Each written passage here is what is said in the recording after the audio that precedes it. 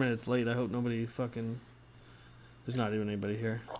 Hey, what's going on, everybody? So today is a very special day because I'm hanging out. Wait, did we go live? I think we did. I'm hanging out with my boy, Coop, who was kind enough to come on and talk with me. So Coooper is the owner of Trade Building Co. in Manchester, or not in Manchester. What fucking city do we live in? Derry, New Hampshire. Derry. And he's just an all-around very interesting fella. I thought I'd bring him on, talk with him. Sorry, I'm trying to figure out where my chat is. There it is.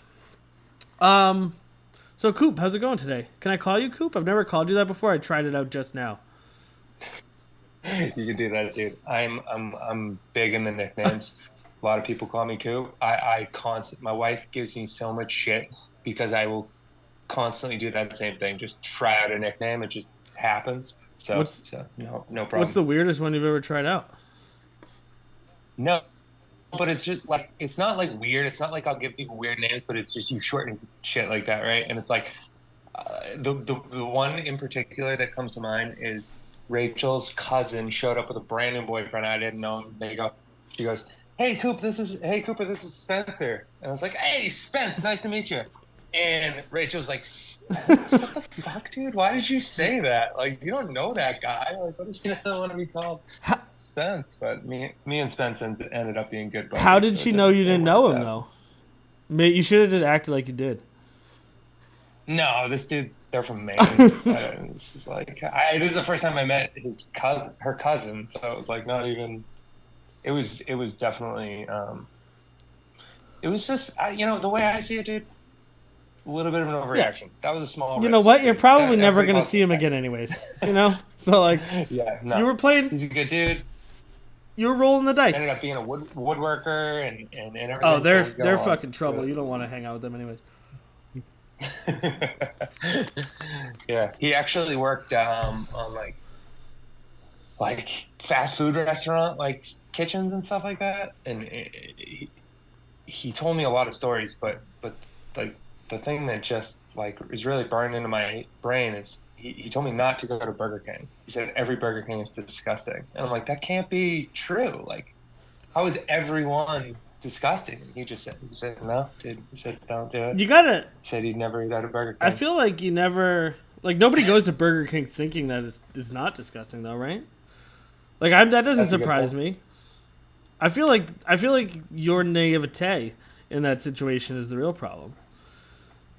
Your naivete in that situation is the real problem. Naivete, dude. I was saying it. Is that a word? I don't even know. I think it is. I just threw it out there. I just wanted to try it out. I thought it was going to sound fancy. So, you are a carpenter extraordinaire, artisan, something like that.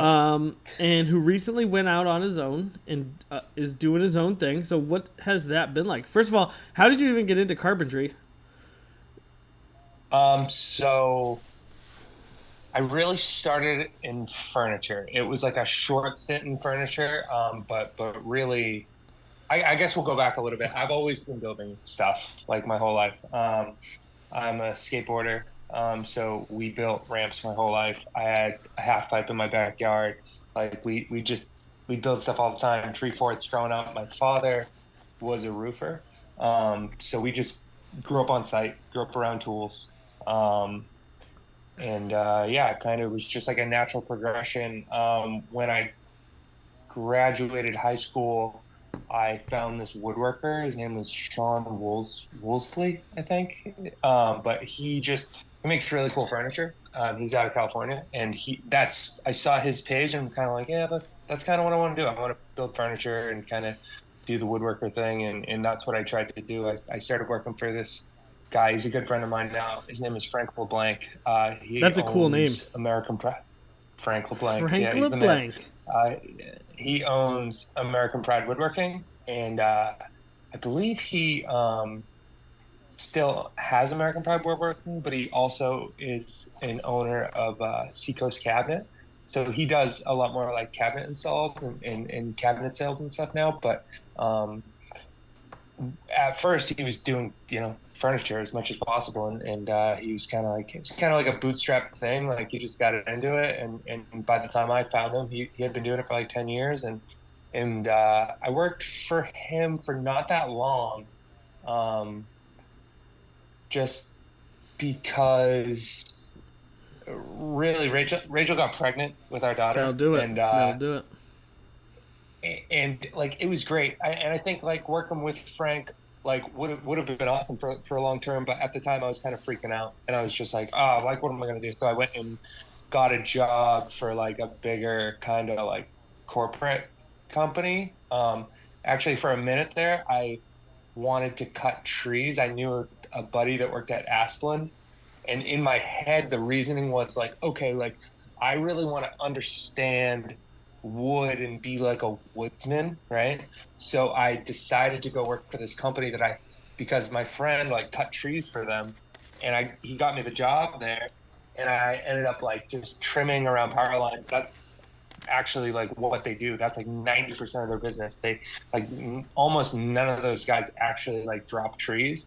And then even the ones that do, most of them don't know shit about trees, Nick. So I was like going in because I thought that I'd kind of like meet some people that like cared about like forestry and trees and it wasn't like that. It wasn't a good environment for me. I mean, a lot of people like working there, but I just, it didn't last long. I was there for like maybe 3 months. And then I ended up getting a job at Black Dog Builders. And that started my actual carpentry career. Um, and yeah, that from that point forward, I've been doing carpentry, working on primarily renovations ever since. I think it's funny that you kind of struggled with the guy who like inspired you's name. You, Sean yeah, Woolsey. you were like, I think It's so his name's honestly Sean Wolfley. because no, that's funny because my whole life or the whole time I've like known that guy, it's like I in my head because he's a woodworker. It's like in my head his name is Woodsley, and I've never been able to fix that. So I've always said it wrong. But yeah, he owns a really cool company, super successful. And like when I found him on like Tumblr, and he had just this like artsy page, and he made like lamps and some tables and stuff. And now he has like a super successful business selling these wicked high end ping pong tables and pool tables and really cool furniture. And it's been really cool to watch his progression too. Um, but yeah, I'd like to get I guess back to like I still love furniture, and I still love the thought of like working in a shop. Um, but as I've renovated houses and stuff, I've also kind of fallen in love with the craft of like pulling something apart and putting it back together. Working in old houses. I got to work in a lot of really cool old houses. So I think it's yeah, one thing that's I'm kind of struck rambling. me about you, even from the beginning, is like I've known a lot of people who work in this trade, um, and like you have a different sense about you. Like you talk a lot about like the artistry. You talk a lot about um, like who the fuck wants to be a carpenter and goes and joins a trees cutting service so they can learn about fucking wood. Like it's you have like a much. Yeah, it's pretty odd. It was a pretty odd trajectory But I mean, you at the have time. like you have A that. lot of people are like, "What the hell are you No, doing?" that's not like an insulting thing. I think it's cool. I think the interest. I just find it interesting that No, no, I you know. have like you have this like desire to be more than just like a guy who studs. Like you don't really want to just be the Yeah, guy who fucking hangs sheetrock or fucking throws up studs. right. Like you can tell when I talk to you that you don't want to do the normal thing. You want to do weird shit. Yeah, You know? yeah, definitely, definitely. I think that like I've always been like a naturally artistic person. But I like it's funny. I feel like an artist like without like what would you call Skill, like I feel like an artist without like something to do. amuse. Like, you know what I mean? Like I feel like yeah, without a muse. That's what I'm looking for. The muse. So I think that even sometimes like as a carpenter, I'm like I'm just going in and like doing like I'm just putting stuff back together. It's like, I'm not necessarily like designing things. I'm not necessarily, it's like there are designers we bring in to do the design, right? So it's like sometimes I feel like if I'm not adamant about like putting, I guess, my own flair on things and like kind of like my own ideas into the mix, like I start to lack that like artistic outlet again. You know what I mean? So it's like that's why I think this way. It's like I in middle school and high school, like all my friends were super talented musicians. They still just they're all in bands. They all make amazing music. I feel like they're some of the most talented like musicians I know, right? But I never had that like itch or the drive really to like pick up an instrument and like learn how to play an instrument. But I always was like good at drawing and stuff like that. But I never I don't even think it was the drive. I just think I didn't have the confidence. Like I've always had just this like total lack of confidence. I don't know where that comes from, but it's like I have this lack of confidence, but I have this like strong urge to do the right thing, right? And the right thing for me being like, fill myself up with like whatever that needs to be like in my life, right? So like all the time I'm thinking like how do I like inject more like artistic value into my life just because like that's what makes me feel whole, right? And I think deciding to start my business now I kind of think of my business as an art project to some extent because I can't always sell the jobs that I want to build. I can't always, it's like that's a skill I need to hone. Um, but I can build the business how I want it to and think about the business as this project that I get to build and I get to craft, right? So that's kind of, I guess what I'm trying to say in a roundabout way is just like trying to like find the art and find the like magic and like everything I'm doing, you know? Which is tough, especially when, I mean, this is what you do for your living, right? So, like, at some point, too, Yeah. you got to be like, all right, well, I need fucking money. Like, I can't just sit back, Yeah. you No, but know? that's the thing. It's like I'm also super analytical. I also like love the numbers side of things. And not that I'm very good at it. Like it's so challenging, especially like stay organized. Like I've heard people that like work in offices talk about like a well organized spreadsheet. And I'm like, yeah, I get that. I get that. But I don't get that because I can't do it. It's so fucking hard to like that aspect. It's like I'm a carpenter, right? And the whole like for 8 years before I started my company, the important thing was being a carpenter and being the best carpenter I can be and honing my skill and doing the research and knowing the code and all these things and like um trying to just be this like well-rounded person. But now I'm a business owner. I'm just like, oh shit, like the carpentry thing is really important still, but so is like learning how to be a real professional, like as a business owner and like a real like organized and like thoughtful person in that way now, That's always been a you know? struggle for me as well. I'm not the most organized person, and I'm not the most. I basically have like two skills, and one of them is talking a lot, and one of them is just that I can work for like ever and never stop working. I'm just like really good at That working for was long periods of time. You do. Every time I text you, I'm like, hey, dude, we should do this. Yeah, I'm too busy working now. every And every it's like it's fucking fun. day. That's but that's great, dude. And like I feel like I've somewhat lost that discipline, like the amount of hours I can put in. And part of it is because like when you get so disheveled, I'm just like, okay, like I, I don't want to just like the way I think about it, I think of stuff like I try to like put imagery to stuff so I can really like understand it in like a way that I can like digest it. And the way I think about it is when you're snowboarding and you're like on the edge of a ledge or you're skateboarding and you're like gonna like I don't know, like bomb a hill or something. And there's a point where you're like jumping into something that's like I'm either going to make this or I'm going to get my ass kicked, right?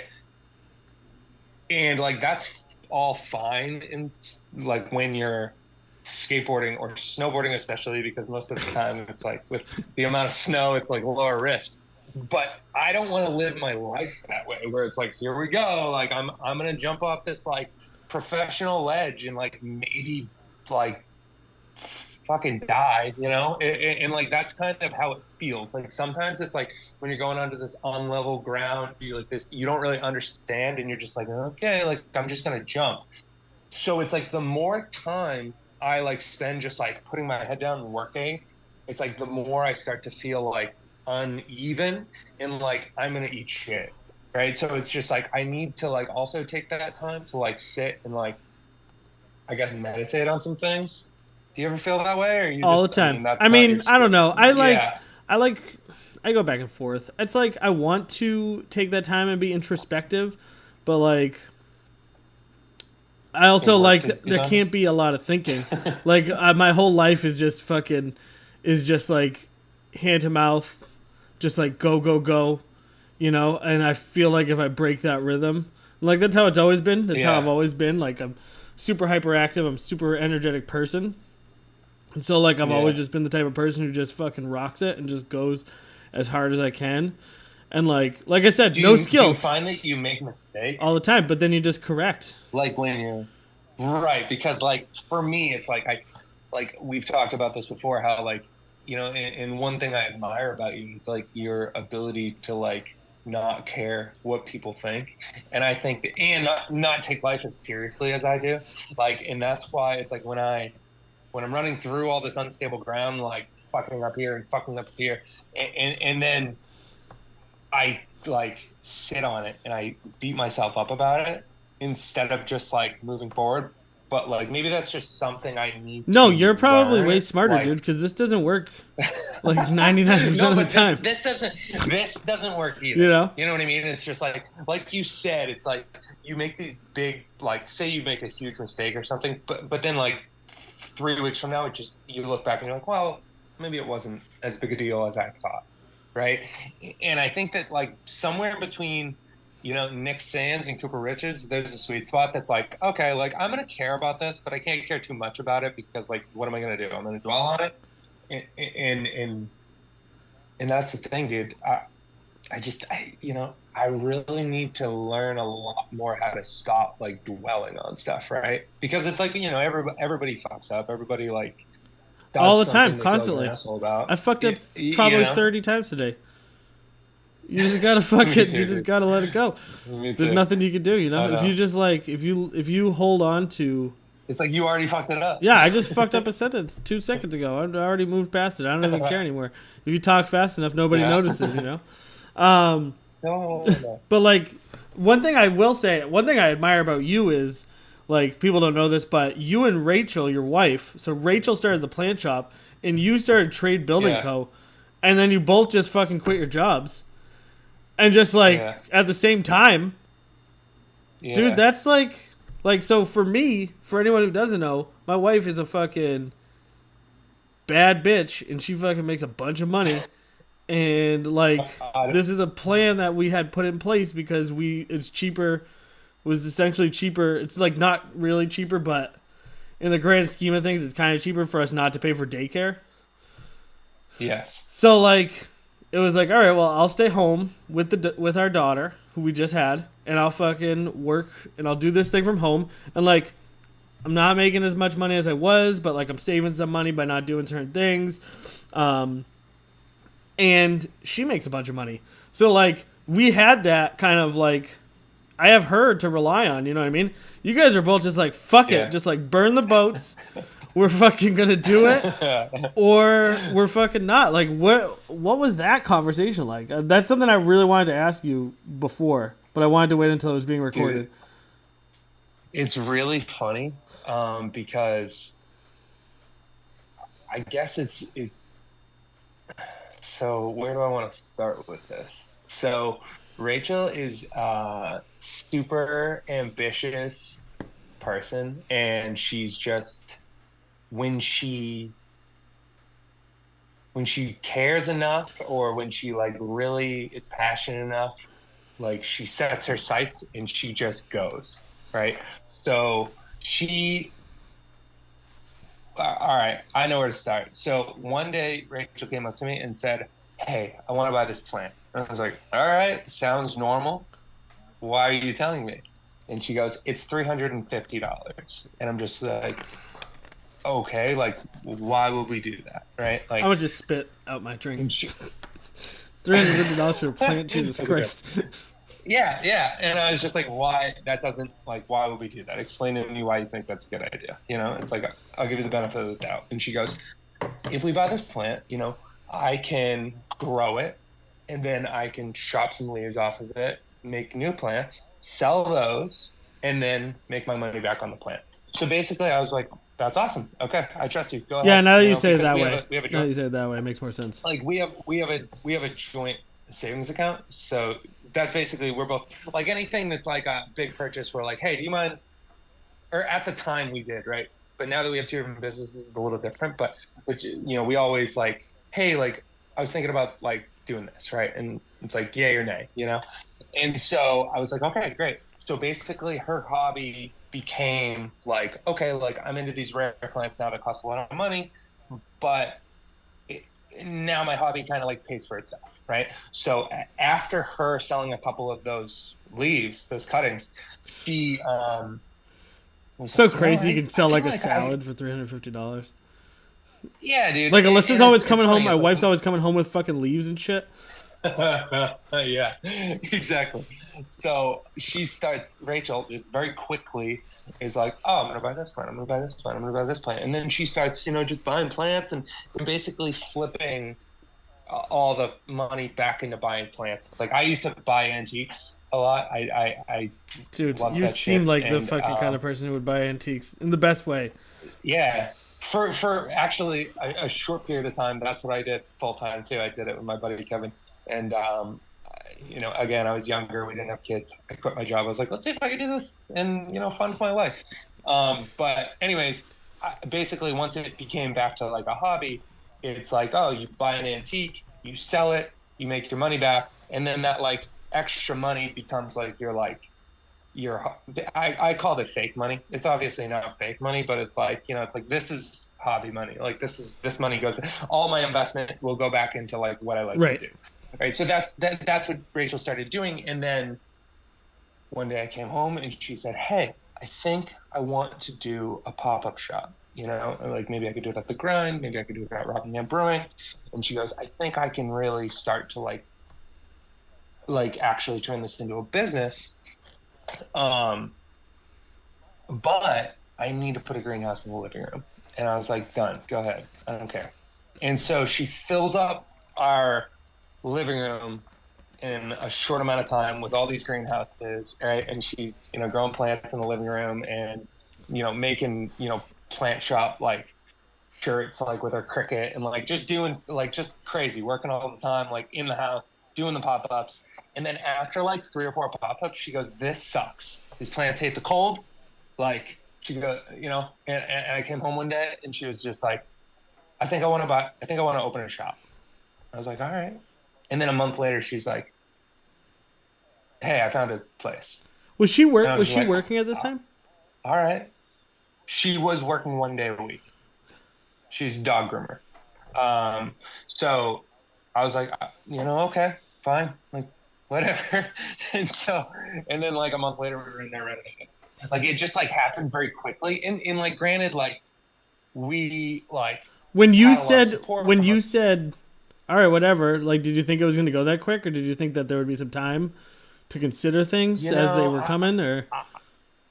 I had a feeling it was going to go pretty quick. In like the conversations, like it started to go a little too quick for my level of comfortability. Like I said, Rachel was very ambitious, and she, talked me into it, and I was like, all right, let's go, dude. I was like, if you think you can do this, let's do it.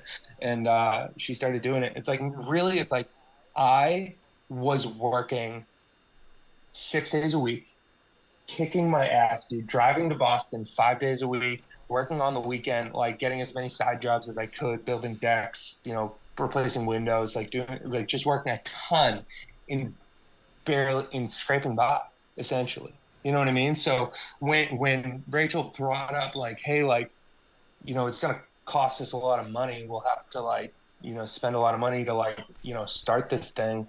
But like in my head, I'm just like, yeah, like this makes sense. Why don't we invest in ourselves? Like fuck this running around. And like I was working for an awesome builder. My boss was the man. He's this young guy, ambitious dude, and we were building the sickest stuff, like the best, like some of the coolest projects I've ever been on. Met some of the coolest people, and I just wasn't happy. And I'm just like, how am I building some of the coolest stuff I've ever built, and I'm not happy. Like, why is this not working out? So, like I said, 6 days a week, I was in the car a ton, and I was just like, yes, let's do that. And then, so we were kind of like in the same time, I was really upset at work, and I came home one day and I was bitching about it to Rachel, and I was just like, yeah, I just don't know what to do. Like, I feel really kind of trapped. And then, like, we were sitting here at this counter, and she goes, you should quit your job. And I was just like, yeah, I know I should. And she's like, no, like tomorrow. And I was like, okay. And she's like, okay. I was like, okay. And I went into work and I put in my notice. And she's like, I don't know. My boss is like, what are you gonna do? I was like, I think I'm gonna start my own thing. And he's like, that makes sense. All right, I won't try and stop you. I was like, thanks, man. He's like, give me a call if you need any advice. I was like, sweet, thank you. And put in my 2 weeks, and yeah, felt like a total imposter. Felt like, I feel like a lot of the older guys I worked with, like I don't know if they like, I don't know. I feel like some people didn't think I was necessarily ready. You know what I mean? Um, Well, I but I mean, just to couldn't. be I fair, couldn't the like. old guys that you work with had spent their whole life doing exactly what you were currently doing. So, are they the best judge? You know? Yeah, exactly. And that's why I had to kind of like take a step back and be like, Because look, those like years go fast, this is especially when my you're working in thing. the trades. Well, those years go fast, and like I especially since we've had Charlotte, I'm like, man, like years are just flying by, and I really like was planning on waiting till I was 30. I thought 30 sounded like a good number, but I didn't feel like I was learning at a fast enough rate, like like from like what I was doing. Like I just didn't feel like I was gaining the experience that I thought I needed. And I was just like, you know what? Like, yeah, when you're working for a company, you can bounce your ideas off of experienced guys, but mostly it's you, right? And it's like, how many ideas are you bouncing off these guys where in the end, it's like you knew the right thing to do, right? It's like like renovations are so difficult. Like being a remodeling carpenter is like, it's not about like knowing what to do. It's about getting into a situation. Like, say you open up a wall and it's completely fucked. Like the framing is just shit, which is so common, right? It's like there's so much shoddy work out there. Opening up a wall, seeing the shoddy work, and saying like, "All right, I know what Well, to do with sometimes it's this," not even right? Or shoddy like, work. We fucking live in a like New England has been around for fucking 200 years.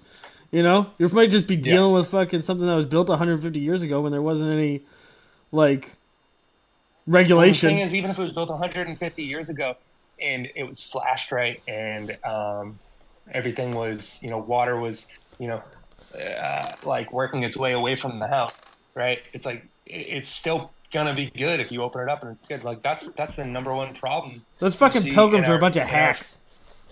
That's the No, dude, the fucking pilgrims problem. were great. Most of the pilgrims, but the thing is, if you're in a 150-year-old house or a 200-year-old house, it's like, yeah, you're gonna run into like some shit, but it's like that house is there because it was one of the good ones, right? It's like everybody opens up these old houses and goes like, oh, they don't make them like they used to, but it's just like, oh, okay, like actually, like all the ones that were made shittily fell down or like were demoed. It's not like they don't make them like they used to. It's like all the good ones are still standing because they're good ones. You That makes know, and sense. That it's actually like makes a lot of there were sense. there were still hacks. There were still hacks. Um, but yeah. So, anyways, to circle back, I put in my 2 weeks. Started, applied for my LLC and started to just like really like I spent 2 full weeks just like trying to develop like a kind of rough operating procedure and like how am I going to do this? How am I going to organize things? And just got like a bunch of shit together, and then just kind of like hit it hard on all the side jobs I had lined up, and just like set them up in the schedule and just started going. And yeah, I was wicked nervous, but I mean, you kind of get into the first project and it's like you're nervous and you're like, am I even capable of this? Is like the way I would feel. And then at the end, you're just like, oh, look at that. Like I was capable of this. And then you do it again. You're like, oh, I was capable of this. And then you do it again. And that confidence builds. And it's like, it's not so daunting when you walk into the project for the first time. Like on number one, like demo day, we're going in, we're ripping shit out. It's like, you're like, okay, I'm going to rip this apart. Let's see what we got to do.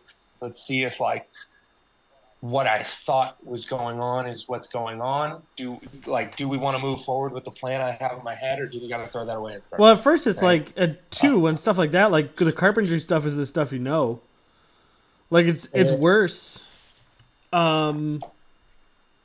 Like the business side, right? Like writing the estimates, gauging the hours, that kind of thing. Like that's got to be the stuff you didn't know. You know what I mean? Like writing the estimates is scary because honestly, there are a lot of companies, like people in my situation, who are like, you know what, I'm a pretty good carpenter. I want to start my own business. I think I can make some money. And they jump into it, and then they don't know how to bid shit. And they feel bad about charging too much. So they charge too little. And then they, run themselves out of business. And it's not even like they run themselves out of business. It's like right here. Yeah, exactly, and that's the thing. But like you also, there's something to be said about getting your foot in the door. I'm always right? just like, can I just do gotta, it for free? You know what? I'll pay you. Yeah, I have a friend, Tanner. He's a great guy, great carpenter, and he's the same way. He just loves carpentry so much. He loves trim so much and finish work, and he's just like, I'm just gonna call those people and tell them I'll do it for free. And I was like, don't do that, dude. Like, what do you? But it's just like that's the thing. That's the skill you all of a sudden need to hone when you're a business owner is, I want to build this cool shit. How do I sell it? How do I sell my value? Because the shit I want to build costs more money. And you know what? One thing I learned from my old boss, Nick Schiffer, and this is like, if I didn't learn anything else from this dude, this is my favorite thing I've ever heard. And I don't even think he said it directly to me. I think I heard it on a podcast he did. But when people say like, how come you're like X more expensive than this guy? Or like if it's drastic, say like, how come you're $5,000 more expensive than this guy? And then you can tell them that like, we are simply just not selling you the same product, right? It's like somebody would come in, you can have two guys come in and look at a staircase and be like, hey, I want to renovate the staircase. And one of the guys shoots from the hip. Maybe he's never built that particular staircase before. Maybe he thinks in his head like, oh yeah, this will be easy. Because I've done that before where I'm like, oh, this one's a layup, dude. And then you bid it and you're just like, oh my God, what was I thinking? So to just like stop yourself when you go in there, it's like shooting from the hip is okay, I guess. It's like, really, it's like, I think I need more experience before I can just like, yeah, 10 grand, But I just think that a lot of people are selling themselves short, and then a lot of other people that I guess just don't care as much are just selling either a lesser product. It's like there are so many different products out there. It's hard without a good presentation to be like, this is what I'm selling you. Right? Like, look at all this, like a good design, a good rendering, and be like, this is what it's going to look like at the end. And then be able to nail that rendering and being like, hold up the picture of like what this was supposed to be. And then look at the, like, say the staircase you built and like, did you build that? Like, did you nail it? Right. And without a good like drawing and a good plan and a good like pay schedule and a good, like just idea of like how you're going to go about doing it. It's like you can't bid that accurately, and that's what a lot of people do. In It's like defense, I just built in this. defense of a lot of those smaller people, I Yeah, think a big. I'm not saying that Oh no, I know. I'm I not don't think trying you're. to I don't be. think you're dragging them. I'm just kidding. But Yeah, like, yeah, I think what happens to a lot of people, when they come into business is like they just look at like this is the number I need to make this month. Like so, yeah, realistically, the hours don't matter, right? Because if I can, you know what right. I mean. Like I'll just say I need to make this much, and I can spread it over this many jobs. Like it doesn't matter if it takes me 3 or 4 times the amount of hours. Like it doesn't matter. I'll just work it. You know. Right. And that's true until you want to scale your Oh, business, absolutely. But right? I'm just saying, I I think want, that's the like mentality that a lot of people have when they do those that's the things. mentality. Right. A lot of guys like me want to stay this small. You know what I mean? And that's fine. It's like if you want to put in the hours. But then again, it's not fine because one, you're selling yourself short, and two, you're taking away from your life. It's like every hour, every extra hour you spend on the job, every extra hour you spend on that project is an hour away from your family. It's an hour away from, your wife, your kid. It's an hour away from, fishing or skateboarding or hunting, whatever you like to do. And it's like, it's like I love carpentry. I am so proud of being a carpenter. I love houses. I don't want to spend all my time doing that. I want to spend a lot of time with my daughter, building an igloo or fishing or doing whatever. It's like there's so many other things that I'm passionate about. And if I had 10 extra lives to live, I could not finish all the things that I want to experience in this life. Damn, Make that sense? sucks. That sucks to think about. I feel like you probably. Yeah, but also it's like if you don't think about it, you're gonna think about it when it's too late. Yeah, I guess. So it doesn't suck to think about. It's like, I just feel like most of this. So like, because I hear a lot of people. I think that that's like a really like a lot of people say stuff like that. But I feel like not enough people are taking into consideration. Like you can just do shit now. Like realistically, like you want to spend more time at the beach? Fucking go to the beach. You know? go to the beach Like more. just go to the beach more. Yeah. I mean maybe it's not fucking Maui, but like you can go to the beach anytime. Like you can go to the beach right now. No, that's what I'm They saying. can't stop you. I'm not even talking about. You know? I know. I'm not even. Yeah. I think I don't mean you. I just think I Well, think they too can't many stop you people right get now caught because up. it's dark. Yeah, they can't. That it's even harder to stop me because I can wear black and they can't see me. But like, You can wear black. yeah, I can Yeah. just be a sneaky beach goer, just laying on my towel in That would like be a fucking awesome. ski mask. Well, I'm not even talking about like doing these grand things and like going to Maui or whatever. I'm just talking about like, being present and experiencing like the other like just amazing, wonderful aspects of life. Like honestly, like one of my favorite things in the world is drinking a cup of coffee and like having a conversation. It's just like that's like so spending more time. But it's like you said, you have to do I feel that like I because would some get days you bored. wake up on Saturday. Well, you're not going to do that all the You know what I time. You mean? do that I sometimes. That's just just one of my things. I also love that's just carpentry. I'm one of not the going to things spend that all my time drinking I just feel coffee. like I hear that so much where people are like, "Oh, like I have so much I want to do, like I want to enjoy life." And it's like, "All right, you want to like enjoy a cup of coffee in the morning, but like at some point that's going to get boring, you know?" I don't know. I feel like maybe I'm just like maybe I'm too high strung. Hmm. You know, like maybe I drink too much coffee, but I'm kind of like I'm like the opposite. I'm like I want it like I don't want to wait. You want to work all the time. You'd rather work all the time, is what you're Not saying? necessarily work, but like I want to be doing stuff. I don't really have the desire to like kick my feet back and just like look around and be like, Yeah, no, you know? no. I'm totally with you, dude. I'm totally with you. I think that like maybe I wasn't articulating what I'm trying to say. Like, it's just doing other stuff is important. Other stuff that you want to spend time Right. doing besides work I don't is mean what I'm just saying. work. It's like a lot of these guys, I'm just saying that like these guys that like the mentality of just like, oh, like I just need this much money for this month and I'll just put in way more hours. I'm just saying to me, that's Gotcha. like a recipe for one, it's a recipe for I think I burnout, forgot right? that we And were talking about that part. yeah, like I am burnt out all the time, right? So it's like me, I'm trying to figure out a way to not be burnt out, and I don't even know what that takes, dude. I don't even know what that takes. because I was wicked burnt out when I was working for somebody. And honestly, I feel like since me and Rachel have started our companies, like I'm less burnt out. Like I feel better about life because I'm doing what I want to be doing. And sometimes I feel like I'm like holding on to this like secret. Like I'm like, go start a business. Like, what are you doing? Like, do live your life, right? It's like there's ways to do these things, right? Um, but that's just for me. That's just like what I want to do. It's like it's not this like held secret. Like some people like going to work and coming home and doing their thing. And some people aren't scraping by because they have like a good like dual income household and like it's fine. So that's fine too.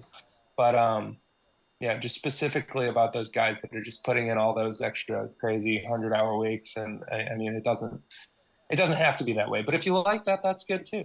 Yeah, like the money, like having to deal with money is weird, especially when you're dealing with money around stuff you love. It's wicked weird, dude. Because Yeah. like the whole like I would literally just do what I do pretty much. I would do it for free all the time. Like I'll fucking dude, if you want Yeah, me to come hang right. out with you and bring my camera and make a video about what you did that day, I would fucking love to do that. I would do it for free. I would Yeah. do it for fucking weeks. I'd come out there every week and fucking hang out with you and fucking shoot. You know what I mean? And make a video about it. I love that shit. Yeah. And so like it's Yeah. weird monetizing. So like I feel like that's kind of part of the. I do have a proposal for you for a YouTube show. I thought I'm about not it the other gay, day. but you It's can gonna if the be. pay is right. I guess I'll think about it. I'll marry you for All sure. right. In For your real insurance, proposal, okay. I yeah. need the insurance, so that's perfect. I don't have I have insurance, but it's not One of great. So you the don't want to marry one me of the for guys that. in the one of the guys in the chat just said when he was in Sweden, the Swedish people told me that Americans don't know how to have a coffee. They don't understand. They sit around in Sweden. They sit around and enjoy the place, talk or think about pickled herring or something. That's true. I feel like we don't really drink. Like maybe it's I just like just more social in other places. I know that this is kind of I love the separate from what social you aspect. were. No, no, no, no, no. I like it. I I like feel it. like we No, drink on the go. Like we drink coffee as a means we drink on the to go. hyper We drink on the to go. to to put a little kick in our giddy up or whatever, you know. So like, So I did that. I did do that, and I did feel that way. And I was just like, all right, drink some coffee, and like, let's go, let's do this, right? But I've stepped away from doing that, right, and kind of taken that, say Swedish mentality because like now I drink coffee, and I love driving and having a cup of coffee, like listening to a good podcast, like that's wonderful, dude. I love that too. I But feel like like I driving is such an usually underrated. Like, I driving is love great. driving. Going for a drive is great. I loved commuting to Boston and listening to a podcast and drinking my coffee early in the That's morning. different. It's like Yeah. I love getting on the road when it's dark, but driving home was the shit part. But I feel like I understand that mentality. And I feel like it's a huge like like you said, America. It's an America, like we're workhorses, and that's why America's so great, right? It's like I don't, and that's an unpopular opinion these days too. But I really do think it's so great, and I think that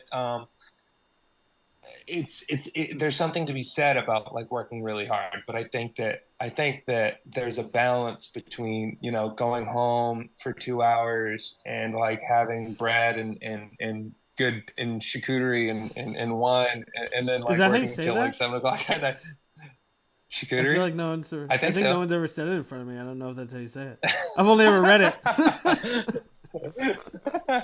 Yeah, that's funny. But yeah, there's like a balance, right? It's just like the same thing about like lunchtime at work, like on site. If I'm with a couple of guys and we take, 20 minutes, 25 minutes to like, either take a coffee break or like have lunch. Like say if like a customer brings down like some like baked goods or something they made, like that is a beautiful moment in time, right? And I really, really love and appreciate those moments. The last job I did for Black Dog was for this woman. Laurel was her name, Laurel, and she was a fiddle player, and she like toured and played like fiddle in this Irish folk band. And every morning around like 9:30, because she would teach fiddle, and then around like 9:30, she would come in with like tea and like she'd make like some rolls and like we would just sit there and chat. And I missed that woman so much. She was just such like I feel like if like, and I only knew her because I was renovating her kitchen. I feel like if I showed up at her house, like she'd probably just be like, "Oh, Cooper, like I'll put some tea on." I don't And know if I then would test that though. no, I mean like She's like, you need to get the feel fuck like out of here. and she's like, Cooper, this is weird as hell. But no, dude, they were just amazing people and like an amazing family, and they were all super musical, like the whole family. And like the daughter came home from college for Christmas, and they would like bip up around the house like singing together. Like they would just like sing this beautiful music. I would shut off my radio and listen. And I'm just like, what that is so it's just beautiful. It's just like a beautiful thing, like to be able to like just be present and like you're not like listening to a song, like you and your daughter are like walking around the house, cleaning up, organizing things, and just singing a duet together. Like what the fuck, dude? That's not real That's life. not real life. That's like a Disney But movie. it's amazing. That is like a Disney movie. It was, dude, and I loved them. And when I left, like she like it was like a big thing. She literally she's like, you have to come back when like at some point. And I never did. And I felt like, you know, it's like hard because it's like, do they mean it? Right? It's like you kind of get in your own head. Or I do. Dude, just hit it. Just add her on Facebook and then fucking take it from there. That's a good Laurel, point. if you're That's watching now, if you're one of the 3 people who's watching this right now, call Cooper. Call me up. He wants to be a part of your duet. She's the one. I'm not a great singer, but I definitely join in. He would try his best. But dude, imagine being that daughter's like boyfriend and coming home to and like they're like, oh, we're going home to meet my parents, and then they're fucking like birds are like helping them make the bed and fucking they're like dancing around the house singing and shit. Like, how do you even? Especially if you come from like a normal like you lived in Manchester your whole life, and then you come into that, and you're like, "What the fuck? What the fuck is going on?" And it's, dude. And I just feel like I don't know. I'm this super like emotional person, and I realize that like there are not like most people are not this crazy, dude. I feel like I'm crazy. Like I'm always like having these thoughts and these like I always want to just like honestly, dude, I always just want to like talk about my feelings with whoever will listen. I want to hear about your feelings. I talk about my feelings a weird amount for, you know. It's a weird amount, right? Yeah, exactly. But I mean like I feel like I don't know, that's like we've like as men we've kind of been deprived of that, you know what I mean? Or at least like I never, you know, I don't give a fuck, so I cry at commercials. I don't give a shit. But like a lot of people have been deprived about that. I mean, like when I think about like totally when I think about like growing up and like I don't think I've ever seen my dad cry before. Like not one time. I don't know if he ever has. Maybe he hasn't. My dad is like this freakishly. He's very much like me. He's very loud and boisterous, but he's also like the toughest fucking dude I've ever met in my life. And like really? Yeah, he like got in some kind of accident when he was a kid, and like he doesn't his like I don't know, it's literally like his nerve endings don't work right. Cuz like I've seen him do some shit that should like so he's literally the toughest. Yeah, like he literally doesn't feel pain. I don't know how like I've seen him do shit that like this isn't like a 6-year-old talking about their dad. This is like a serious. I feel like he has a medical condition. Like my dad is made of steel. Yeah, no, he's not. He's not, but he just doesn't feel it. He like one time I watched him smash his hand. He like dropped a tailgate on a dump truck onto his hand, and he just was like, "Ooh." And then like he had to go to the hospital. Like it was super fucked up. Yeah, but he was just like ugh. He had both of his hips replaced, and he was out of the hospital in like 3 or 4 days. Like just weird shit. Yeah. He's got like something wrong with him, I think. But but like in a good Do you way. think In a that good way, you know like what I the mean? nerve endings relate to the like emotional pain Well, too? Like he's like, he said he got in some kind of accident when he was a kid, and then ever since then it just like so maybe like something stunted his nervous system or you know what I mean? I don't fucking know. Mhm. I'm completely just winging it here. I have no idea. You know? Who's I not, don't even dude? remember what I We're was all talking just about. winging it. Oh yeah, but yeah, like No, most dudes they have a hard time. I mean, suicide is the number one killer of men between the ages of 24 and 35 years old.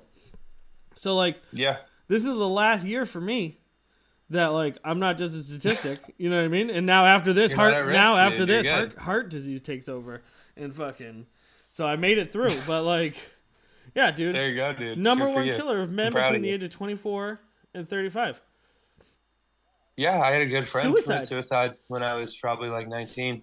I've had and I'm not trying to one up you here. I've had a fucking lot of I have had a lot of friends kill themselves. Like a lot. Yeah, dude, it's crazy. It's unbelievable, and I have had a lot of friends who have taken like just dark paths because of they're just like not happy, you know, drugs, alcohol, like those aren't technically suicides, but those are suicides. Like they're doing that to them, you know, Yeah. because they can't cope. They're having a hard time coping, Right. and like they don't know who to turn to, they don't know who to talk to. Mhm. And like I think the best thing that people like me can do, like that's one of the reasons I'm so like vocal about my emotions and like I try to is it because like every time I do that I just think like I'm making more room for other people to do that. You know what I mean? Dude, I am so vocal about it and so vocal about therapy and how important it is and how important it is to me specifically. Like I've I never been able to do still go to therapy. therapy. I know, yeah, we've talked about this I just before, can't. but even again, like you say it, you put it out there into the world, and people like even if they don't go, like a lot of people roll their eyes when I say it. I don't roll my eyes. Like I But think at it's probably least really beneficial. I just have a hard time. well, I think at least, like you're saying, like you put it out in the world. Like I'm talking about my emotions. Somebody hears me talking about my emotions, and they can go, and it's a little bit more normal for them, right? And then maybe they go, and you know, maybe I tell somebody that I go to therapy. Maybe I tell somebody that it's really important to me, and it could be beneficial to them too. And then they go off and they're like, "Fuck Cooper, like that's dumb. I don't want to do that." And then like 10 more times they hear that in their life, and they're like, "You know what, dude? I'm gonna give it a I'll shot." tell you. I will tell And you I think that that's really straight important. up right now. I'm 35 years old, and I have thought about suicide a lot in my life. I've thought about killing myself a Yeah. lot. There were times in my life where I was very very close, where I don't know how I made it through. There were times in my life Right. where I was happy, like I was living a good life and I was happy, and then I was still thinking about it. Right.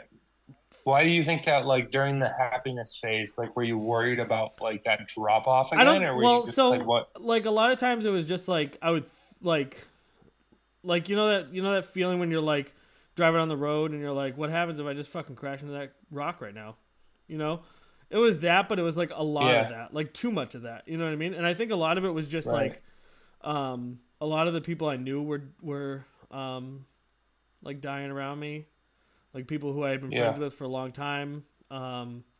Were either taking their lives and it was like a little bit of like, you know, why me? Why did I? Why or haven't I really? And like, also it's like a Right. lot of like maybe that you know I don't know like what I don't know really how to put this without sounding like I'm pro suicide, but like it was a lot of like you know as good as my life maybe is, like life at the end of the day is just like suffering. You know what I mean? Like the best day on earth is fucking like a 7. You know what I mean? Like you know, so like You don't think you've ever had a 10? no, I mean I've definitely had 10s, but like they're fleeting. You know? They're fleeting. Yeah, I think fleeting is a good way to put it. But like I'm not right? like, and and it's I'm like, not suicidal. You don't have to fucking call anybody. I'm like I'm good. You know, but like it and like I definitely am less about it now. I do think that a lot of it had to do with puberty, and then just some like other yeah, dude. like when I was going through puberty, I had super hard time sleeping. I couldn't sleep. I would stay up for like days Yeah. at a time, and like that was when and then like into my 20s, and then now, I guess there's really no reason why it stopped. I guess it just kind of like it probably was just some fucking weird brain shit going on. Yeah, weird chemical thing. Yeah, I think puberty for like a young man is really really difficult, and I think it's probably not talked about a lot. And like you said, it's just like because there's like, and I think it's getting better in society where a lot more people are talking about mental health, especially with like young boys, and I think that there's just so much like just the chemicals alone, the testosterone is like you don't understand how you're feeling. It's like you don't know, like everybody around you is like, say there's like this just like male hazing that goes on everywhere around you. They're all saying stuff like maybe talking about like sex stuff that like you don't understand and you Well, we feel grew like up with you're a a weird loser time and like with sex too, because we came up. At least, well, you were a little younger than me, but like I grew up right as like internet, like I was hitting puberty right as like internet porn was really like becoming widely available and like dude, free. yeah, So like, and yeah, that I'm it's insane. 100% feel like that fucked me up, like 100%. Oh yeah, dude. Oh yeah, Between for that and sure. like there was at that time there was like there was a lot of pressure when we were like in like 8th grade to act like fucking adults, like around sex and Right. sexuality and shit. You know what I mean? Dude, I And remember I was getting a to middle slow school. fucking. I was slow. I was slow to age. I was not. I was Yeah, a dude. fucking slow bloomer. So like, you know, Yeah, dude. And in being like a slow bloomer, late bloomer, whatever, late bloomer. and That's then the like term. all those people, still like even if these like honestly, nobody feels comfortable, right? Guy, girl, you're a young person, like not comfortable talking about sex or being around a fucking female. It's like nobody feels comfortable, but everybody acts like they do, maybe, right? And then you feel like you're the only one. I mean, that's what it all stems down to. Is like I feel like a lot of these mental problems stem down to I'm the only one. I am different, right? Because you wouldn't be down on yourself if it felt like you weren't alone, right? Yeah, I think we kind of have like a built-in like again. I think like we all have those feelings, and but no one realizes that everybody else is feeling that way. You know what I'm saying? So Yeah. it's like, and no one wants to be like the first person. Like I being the still first person is think scary. to my, I still like feel like sometimes every once in a while you feel like everyone else is crushing it, and like I feel like it's like I've done so much like mental work and so much introspective like thought where it's just like you start to like understand that like all these feelings are false alarms, right? All the anxiety is just like, well, not all of them, but most of them are just like you're making it up in your head. You're making up this picture of like some like maybe somebody else's life, but like even your own life. You're just like you're making up like, oh, like I'm not making enough progress, or I said something and they probably think this. Realistically, nobody's thinking anything about what you said. Most people like forget about what No, you fucking literally, said no one cares because about they're you. thinking about what they said. That's like I don't think about what other people, for you know what social I mean? media. It's like, Like, especially I'm only relating this because of like what I do with uh, work. But like in social media, like yeah, one of the biggest things to get business owners is like to get them in front of the camera and get them talking, and like just getting them to post stuff because they don't like the way they look. They don't yeah. like the way blah blah blah. They have fucking 5 million excuses for why they can't post, a picture of themselves online. But I feel like I need to save this clip right here because it's me, at the dude. end of the day, dude, Go like ahead. literally nobody gives a fuck about you at all. Nobody Nobody cares. cares. There's Yeah, like nobody four cares. people on Earth that fucking like until 10 years ago when social media became prevalent, all these people whose opinion you care about, literally you would have never talked to after high school. So like there's like four people Yeah. who give a shit about you. And like most people don't have time to go online and be mean. Like you have to It seems like a lot of people do though, they right? do, but only the people who fucking like people who have large audiences, like that's a different thing. But like for the normal person, Yeah. there's like if you have under 100,000 followers, Fucking nobody cares. If you have under 40,000 followers, like the amount of people that at absolute most 10% of your audience will see you, will see what you have to say. Right. So like Right. 10% of people are gonna fucking see your photo. Of the let's just say I'm terrible at math, so like I can't even figure it out. But like it's 10% of 10,000. 10% of 10,000. 100. 1,000? 1,000. It's 1,000. 1,000. All right, so so let's say you have 10,000 followers. You post a picture of yourself. 1,000 people are gonna see it. 99% of them are way too fucking busy to even care. Like, who fucking cares? Yeah, dude. Life is so They're short. they're doom scrolling anyway. Life is so fucking short. People worry about shit they said like 12 years ago. That's insane. You know, nobody else remembers. Nobody else, like, we're so focused and like, you know, I think a lot of people, we see ourselves and we can't not see ourselves as like the main character, you know what I mean, of the universe. But like at the end of the day, Totally. dude, if you said something like stupid to me or like that fucking meme where it's like, where it's you're going to leave and you say the wrong thing to the cashier, and there, you know what I mean, and then like you think about that, dude. I love you. Yeah, exactly. Like that fucking cashier did not like. They're not even. If you walked back through the line, they would not remember you. Like they don't fucking care. Yeah. So like, and that's Yeah. a good thing. Like you should use that as like, that's a fucking positive because if nobody cares, It's a positive, you can right? do whatever you want, and until you really either get it right or get it wrong, like nobody's gonna notice.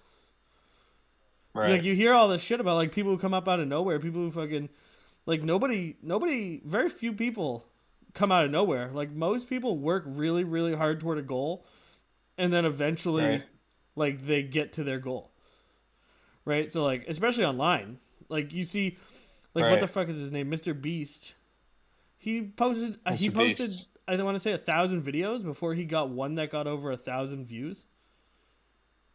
That's pretty It's good. fucking insane, right? So like, I don't know. You just gotta like go with it. I feel like It's a lot of work. yeah, too many people take themselves too seriously. Like that's a big problem I think in just society in general is like if you're not I feel like if you're not having fun like 90% of the time, like you're fucking up. Yeah.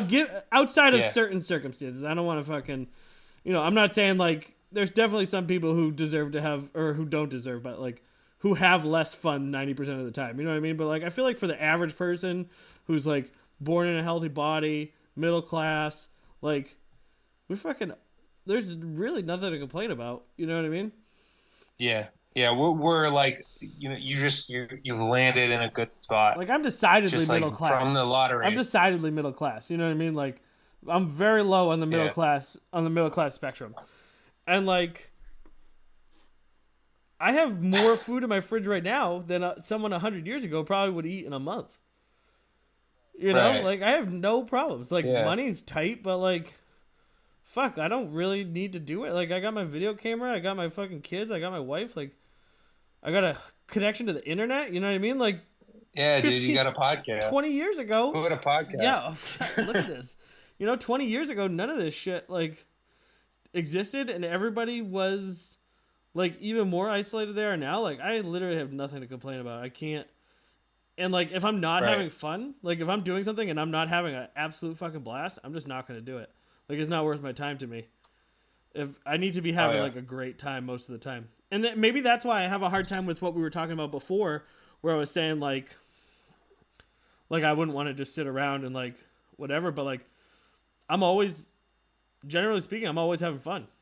You know, most of the time. Well, I think it's like what you enjoy doing. Yeah. It's like when I'm sitting around having that cup of coffee, like having a good conversation, I'm having the time of my life, Nick. Like that's what I enjoy doing.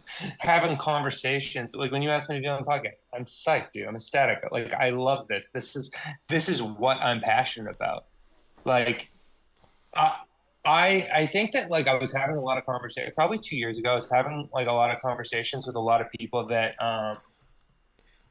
I guess I admired, looked up to just because of my work situation, like getting a job for NS Builders, like kind of put me in a position where I was talking to a lot of people that I had only seen online for a really long time, meeting people from like Pine Home Building in this old house and all this stuff. And I feel like every conversation I was having, I was putting my foot in my mouth, and I'm just like, I'm an idiot. Okay, talk to you later.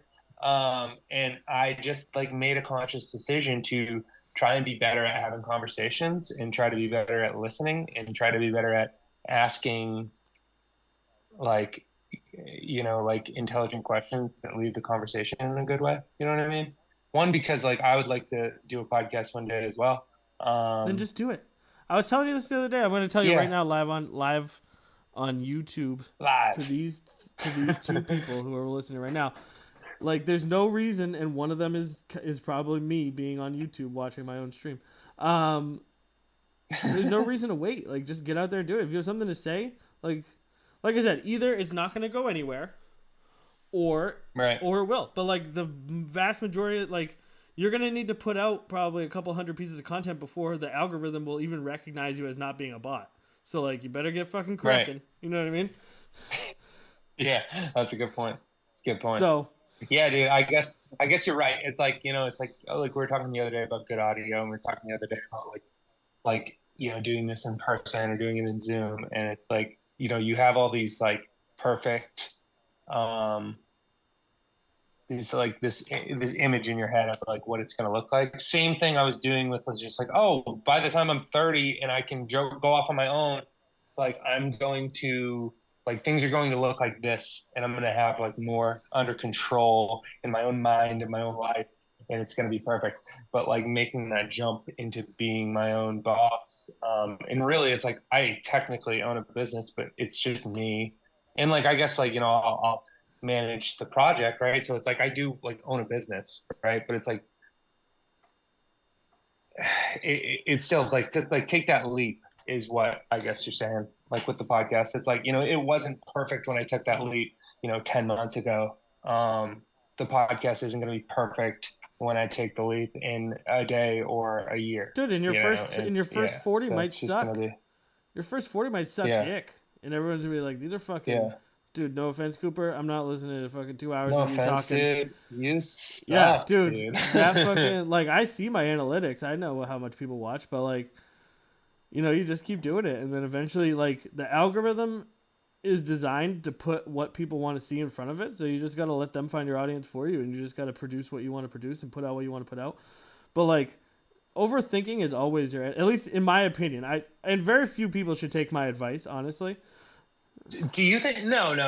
You can't say that, because this is your job. This is what you do. Yeah, but like, and you are, but still, like, smart, and you are saying a lot of things that make sense. Yeah, I mean, they make sense when you say them on like out loud, and like a lot of these things have worked for me, but it doesn't mean they make sense when you do them. If you when you apply them, it's like, so like if you don't, like, the only time they don't make sense is when you don't apply them. The only time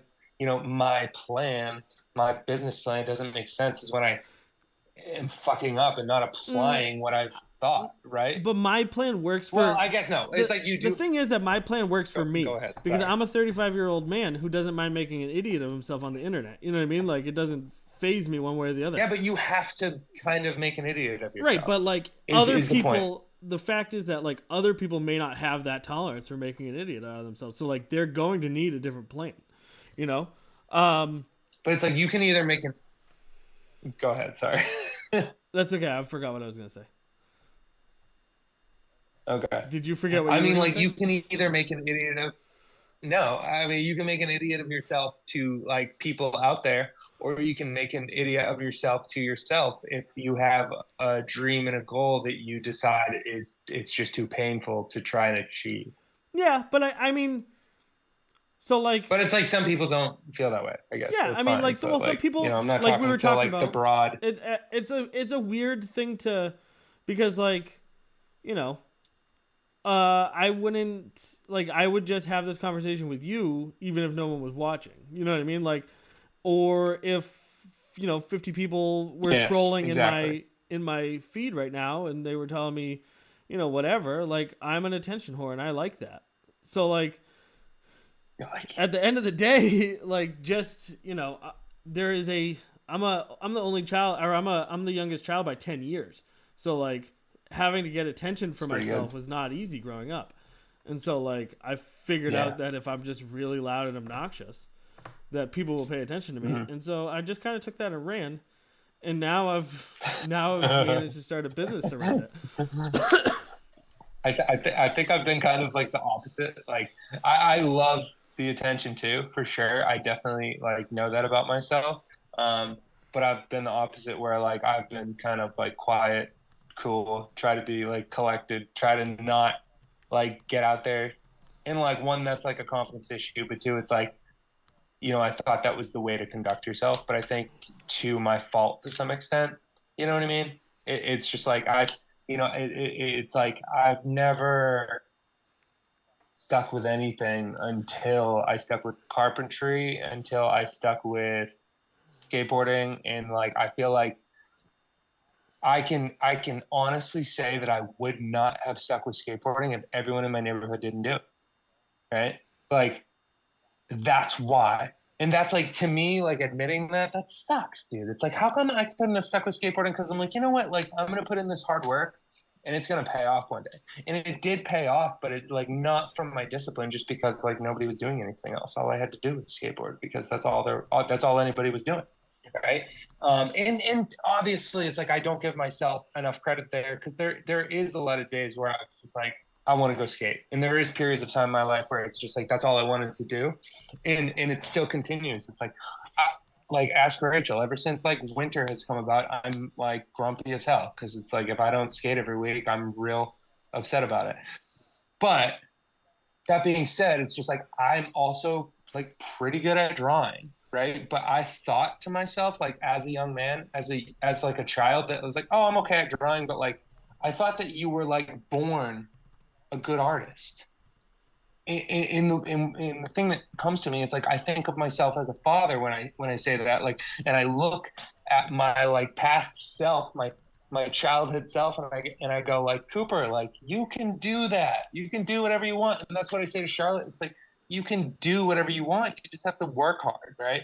But it's just like I had this like, and I still have this little voice in the back of my head going like, that's not for you. You're not, no, like this isn't you. Like you can't do this. This is for other people, right? And it's just like for some reason that's like my default. Don't remember why I brought that up or my point, but I learned. I actually. It's yeah, funny you say that about Charlotte. I know your daughter, and like I do the same thing with my son. But like, yeah, I remember when I was like just fresh out of high school, I watched like I've always been like super into like motivational videos and stuff, and like hmm, um, I remember there was one, and it was like, well, stop giving yourself advice as if you're yourself, and give it to you like you would give to a child. And like that right, mind switch, that actually works super well, and is one of the things that like I have found like really works well for me because you give yourself so much more fucking grace and like so much more positivity. Because like yeah, the default right is that to call yourself terrible names and like call yourself an idiot and like kind of get down on yourself. Like nobody, like maybe that's the reason that I don't care what other people think about me because I'm so hard on myself all the time that like it does like nobody else's opinion can even fucking get through the yelling I'm doing at myself. You know what I mean? But like, yeah, dude, but I found that if I talk to myself, like instead of giving myself the advice I would give myself, I'd give myself the advice I would give to Wyatt. Like completely changes right. the way everything happens. You know, like That was really awesome advice, Nick. even when Thank even you. when That's awesome. even when like you're like next time Charlotte's throwing a temper tantrum and you're like I'm so mad right now, like all I want to do is send her to her room. Just stop and Yeah. be like what advice do you wish like what do you wish, how do you wish your parents would have handled this situation when you were acting like this, That's you how know? I parent. That's how I try to parent. It's like obviously we're not perfect. It's like sometimes you're just like, Jesus Christ, so like what are you what are you doing?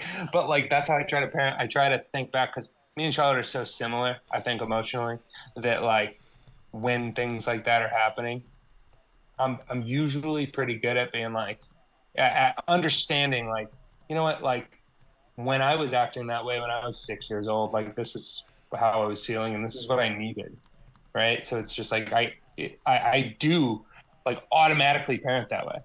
But you're right, like treating yourself like that. That's there's got to be something to that. That's a really cool concept, right? I think that I don't know. That's an awesome thought. I like that. This is the other one that's recently I heard this one and it's stuck with me wicked hard. Is that like it only takes one? So if you look at your family tree, it only takes one branch, one person on your family tree to change the rest of that family tree forever. So Hmm. like it only takes one, like you follow like the Rockefellers and then it hits John D and then fucking everything gets way better for everybody after that. You know what I mean? You follow Right. the Yeah, Vanderbilts that's that like and then it hits generational, right? Cornelius and it's like boom, now fucking 17 generations from now they don't have to worry about money. Like it only takes one And it person. doesn't. You're right, and then like it doesn't even have to be that drastic. Like this could be like I don't know if this is even a concept, like, but like we're talking about like emotions and like raising sons or daughters, right? And it's just like okay, it's like you're that one person, like that piece of the puzzle that has changed, like say that like cycle of abuse. Like my grandfather, he's not with us anymore, but like he wasn't a great guy, right? And then it's just like it's like you're my father, it's like he's a good man, right? And he's definitely raised me well and like taught me like some really good values in life, but he had his troubles too, right? And like and then it's just like that stepping stones of like okay, it's just like now there's that little tweak, right? It's like oh okay, like you know and, and not to like put my grandfather down, I'm sure his father was even worse, Right. right? And it's just like it's these things that like and you step and you step and you step and you step and then like I really think about like my part in this. I think about like my responsibility in like my part of the chain. And it's like how do I pass on, how do I make it even better? How do I, step up for my father? And it's just like, there's a ton of alcoholism in my family, like, through generations. And it's just like, okay, like that's not me, anymore. It's like, okay, so like breaking that cycle of alcoholism is now like part of like my legacy and Charlotte can now have like a good role model and a good example and hopefully I can achieve some sort of like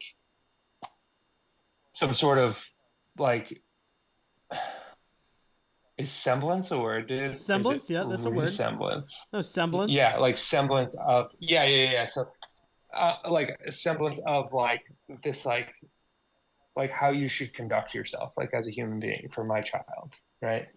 Um, and I just think that's so cool. Like you're saying, like you look at the Rockefellers and it's like this like huge change, right? Like financial change, and that's true too. Like financial is a big part of that, but like emotionally, it's just like if you could almost like track that through your family tree, would also be such a huge impact, which you can't like really track that I mean, you kind technically. of Like can.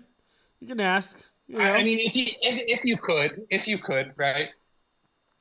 Like that is arguably, there might have been somebody in that Rockefeller chain, like maybe one or two back, that broke some maybe cycle of abuse or cycle of alcoholism or cycle of some sort of addiction or whatever, or cycle of like mindset that then three later created, boom, Well, it also there only you go, takes John D. one. It also that goes both ways. Like it only takes one person to make the rest of that family tree real shit afterward, To fuck it or up. to Yeah, just exactly. completely cut off the It limb. goes up and it goes You know, down. It goes up and it and goes you just gotta down. hope That's that your right. generation, like you're not the one that fucks it up for everybody.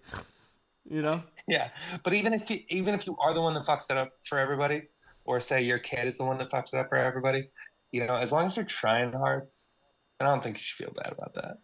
I think like if you're broke on your deathbed, but you're like, hey man, I gave it a good effort. It's like, yeah, Yeah. what else could you I mean, do?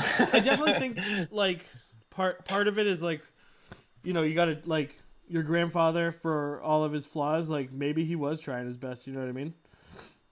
Yeah, Like maybe his yeah, and I best and just I think sucked. that and I You think know? that's probably right. No, and I think that's true to some extent, right? I And don't and know. I like don't know anything about your I family. I'm just saying like in a hypothetical, you're like, no, Nick, like he was seriously really bad.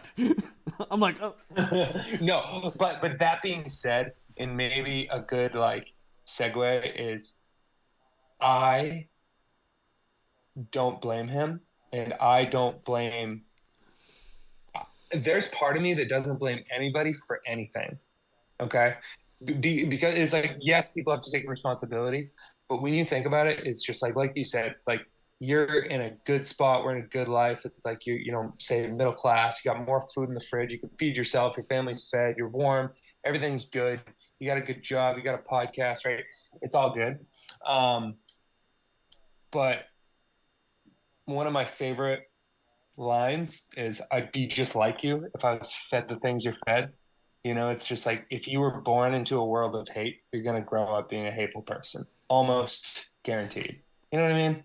So it's just like unless you find a good role model, it's like you're gonna grow up to be, like the people that raised you, right? Especially if they were very adamant on raising you with those hateful values, right? So it's like I don't blame people for growing up and like when you're a child and your wires are developing and people are filling in those wires.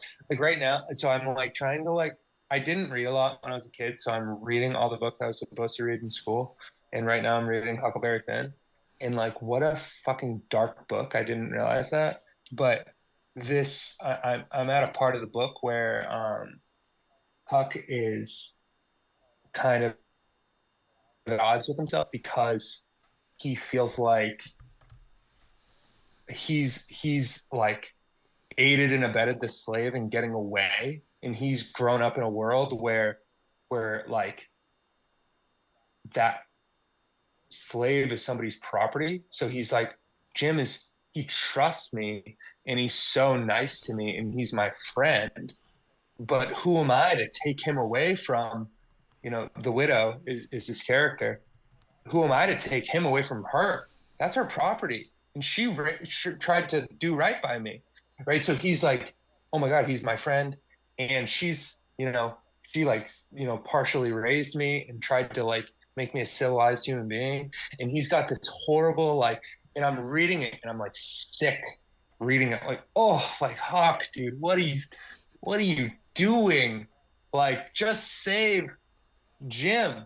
But he grew up in this world of hate and he's a child and he just doesn't understand, right? So my point being is we need to give people grace. Everybody deserves grace because you didn't grow up in a world of hate. So at the very least, if you're like a nice, say liberal person that considers yourself a really good person, which I think of myself kind of in that way, kind of left leaning, nice, kind of thoughtful person. I also like can give somebody that thinks the total fucking opposite of me some grace because I didn't grow up in their situation. I didn't grow up in their life.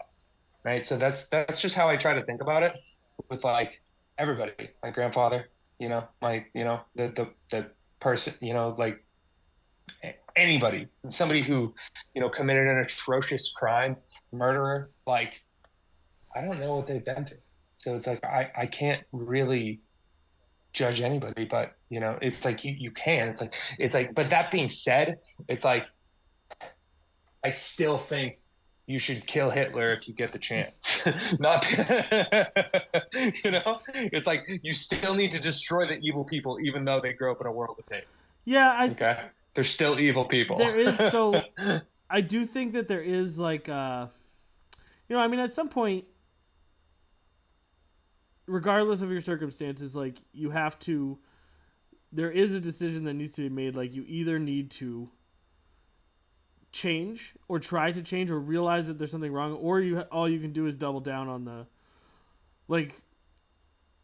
you can't you can show people grace, but you also can't excuse terrible behavior forever. You can't excuse the behavior. Yes. It's yes, one thing I agree. to say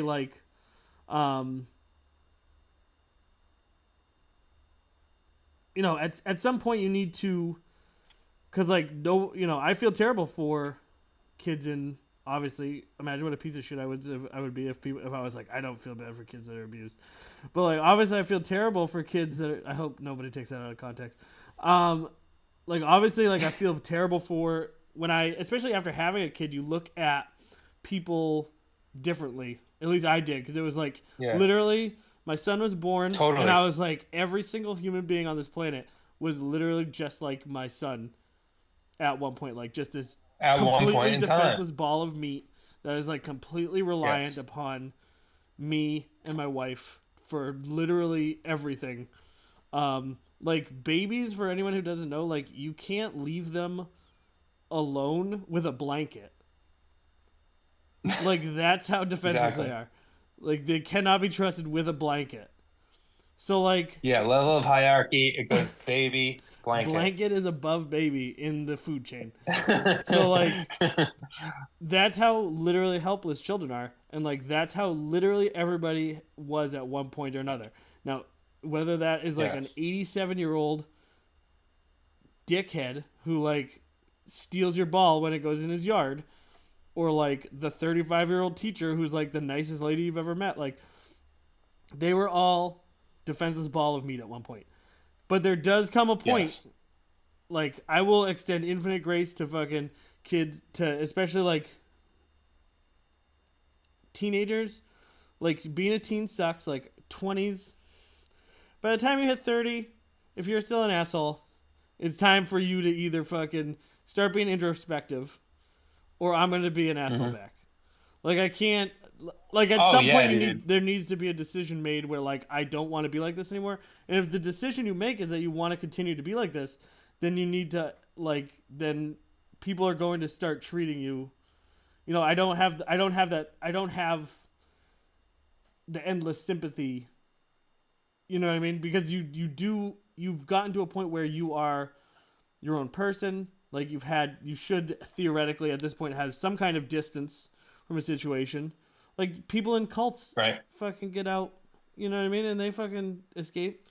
You know, like I feel like Some people. at some point you need to be able to look at yourself and you need to make changes. Yeah. And if you don't, then that's on you. There's this really great quote from this TV show Justified, and it's one of my favorite Hmm. quotes of all time. And it's if you wake up in the morning and you're on your way to work and you run into an asshole, that guy was probably an asshole. But if you get up in the morning and on your way to work everybody is an asshole, you're probably the asshole. And like that's so true, you know? And I think that Yeah. if you aren't able to realize that like you're the asshole, then it's not, you know, at some point it stops being your parents' fault and it just starts being your fault for not taking the I steps. am from a place of yes. Like I agree with you.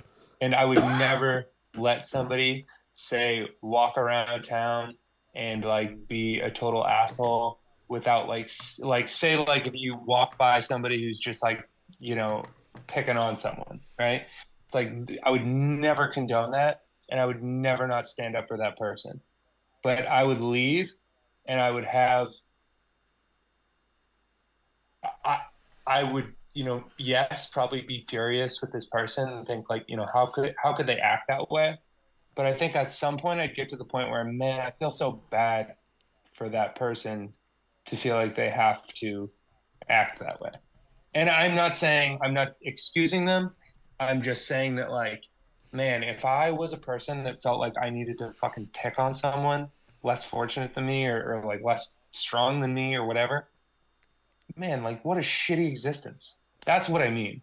I feel for these people too, And that right? And I think that a lot of the time, I think for a lot of people, like just miss that point, right? That it sucks to be no, it them. definitely It does suck. sucks to It be the bully. absolutely sucks to be them, you know. And like I totally, and Yeah. honestly, like the amount of people, I think a lot of it comes down to like, I very, very, very rarely run into someone that I can't get along with, like Right. like unbelievably rarely. Like even people who I have Yeah. literally nothing in common with, I can get along with. I like people who other people think are assholes. Like I'm, you know. So like I Yeah. do think that I, people as a whole, like they're good, and like they're good people. They want to be mhm. good people. I don't think anybody wakes up in the morning and wants to be the bad person. But I think there are those people out there who like, and I don't think the answer is even to confront them or anything like that. Like in my life, I don't waste my time really doing things like that. Yeah. Time, like I'm not gonna. It's not my job to educate someone. Um, I'm just saying, if you see somebody in a situation where it's like somebody that's obviously not sticking up for no, themselves, I don't right? mean in It's a like situation like that. I just mean like it's not my job to be like, hey, fucking Charlie, the reason no one wants to hang out with you is because you're a fucking asshole. Like I'm just gonna be like, hey yeah. Charlie, I'll fucking talk to you later. Like, What's yeah, up, what's up, Charlie? Charlie? Oh, Yeah, see can't you later. stop. Gotta talk. Gotta Yeah. go. But like, Yeah, I guess just my point is everybody's capable of both, right? It's like everybody could end up the bully if you know, just happen to like get a shit hand, right? I feel like the bully has usually gotten a shit hand and has usually been bullied himself. Is all I'm saying. Which I guess like it's not even it's just like it's not even saying like this is like what everybody needs to think and feel. It's just like it helps me comprehend like how somebody could be capable of like because I think like if you didn't understand that if I didn't understand how somebody could be capable of like such meanness, I'd probably like really be upset about that. I'd probably really let things bother me.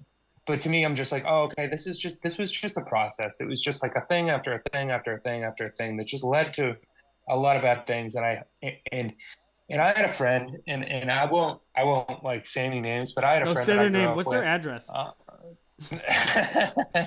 Let's call him. Get but him on the podcast. he Let's. get him on the line. He was a really bad friend, and I was kind of like, default friends with him because I just, it's like we were friends for so long, right? So it's just like, and he wasn't nice to me. He wasn't. But anyways, he got into drugs, right? And eventually ended up getting arrested. And people would send me articles all the time of like this kid I used to be friends with, and like it didn't like people would laugh about it and be like, can you believe it? Like this kid ended up here, like this kid, and like to me, it just made me sad. I'm like, man, like I hope he finds help. That's all I thought is I hope he finds help. And you know what sucks, Nick, is that like I I don't hold a lot of stock in him finding help, but like that's the thing that pains me is like, man, I wish he could find some help. And to me, it's just like I used to seek out those people and be like, hey, man, I can help you. Like, let me explain to you the steps you need. But it's not that simple, right? It's like there's a lot of damage done, right? There's a lot of trauma to be unpackaged, and like those people need to do the work. And that's just it. It's like people need to get to a point where like they can do the work themselves. And unfortunately, it's like there's just more people that don't want to do the work than want to do the work. And maybe like I don't know. Maybe they're happy not doing the work and they're content and their life's good that way. I am not that way, dude. I need to do the work or I fall into shambles, you know? Was it ever weird feeling like having conversations like this on the job site when you work construction? Oh, I loved it, dude. I loved it. Cause dude, I work with all these like old timers that like literally would never they just love giving shit. And I love giving shit too. I think it's great. It's like there's also that side of me. Um, but man, it's like when you bring up therapy to a bunch of like old timer carpenters, they're like, "What am I? What are you talking? I'm going to therapy. I'm going to tell about my problem." It's so funny. I really love having conversations with people, and I find that probably like a 50. No, dude, it's honestly way more than 50-50 split. Most people end up wanting to talk, Oh, dude, right? totally. And I think it's this longing of like not talking about like your emotions because it's like this like pussy thing to do that like when they get an opportunity, they just roll into it. And most people nowadays, especially, it's like it's getting more and more common where it's just like you can just get into. I mean, I love getting into deep conversations with people at the shop, the plant shop. I don't push it, but like if I could tell people like are like starting to like open up to me, I'll just be like, oh, what do you think about that? And then they just like go, right? And I'm just like, that is so cool to me when somebody will sit there and talk to me, a stranger, for 45 minutes about like how they were feeling. And I'm just like, man, this is awesome. Like, and they're like, oh, I'm sorry, I'm wasting your time. And I'm like, dude, I got nothing to do here. My wife does the plants. I'm just here to talk to you. Stay here as long as you want. I have a I think it's awesome. I in that situation, like in those situations, I always find like again like being the first one, like breaking. There's this thing that I've always been like, whenever I'm in a situation, because obviously I'm very loud.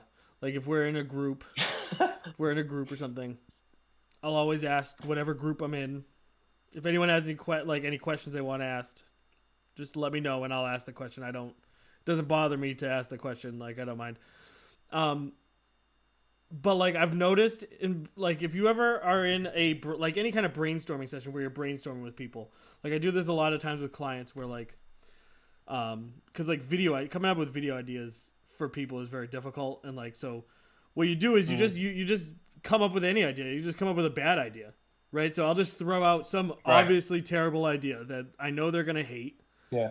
And then they'll be like, "Oh, I don't like that," and I'm like, "Yeah, no shit." And then they're like, well, what if we did it like this?" And then like if you can just or get the ball rolling, and then you can get them. That's how you can like get people to come out and meet you. But like nobody wants to be like, if you talk to someone, you're like, "All right, what kind of video, like what kind of thing are you looking to do?" Almost everybody's like, "I don't know. What do you think?" So like rather than put a lot of thought into it, I just come up with a really terrible idea because it's not gonna, like, I put out a terrible idea to give them a reason to be like, wow, my idea is not gonna be that bad. So like it gives because then because you could make 100 different videos and they'll be like, this isn't what I was exactly. Because I'm not gonna make the video. Right. I can't make a video, like I can't speak for you, like I can't speak for Coooper Richards. If I was gonna make, my job as a camera and a videographer is to tell your story. It's not to tell my story, right? So like, if you hire me to make a video, then I need to know what you want the video to be about, because almost always people will be like, "Oh, I don't, you're the professional, you do it," and then I come back to them and it's, my voice is a lot different than a lot of like most people's voices, and so I'm gonna come back and they're gonna be like, "That's really fucking weird." They're like, there's way too much swearing. So by giving them a terrible idea, it gives them the ability, giving them confidence. Yeah. They're like, oh, I could think of a better idea. What an idiot! Let's what an idiot! You're giving them the confidence. I think that's we cool. Don't even have a hamster. Really awesome. Yeah, we're gonna have to buy a hamster. Oh, that's awesome. Someone's doing the 48-hour film festival this year. I don't even know what that is. Oh, I did that. What is it? You're doing it again. They like send Guess what? You're doing it again. They like send you.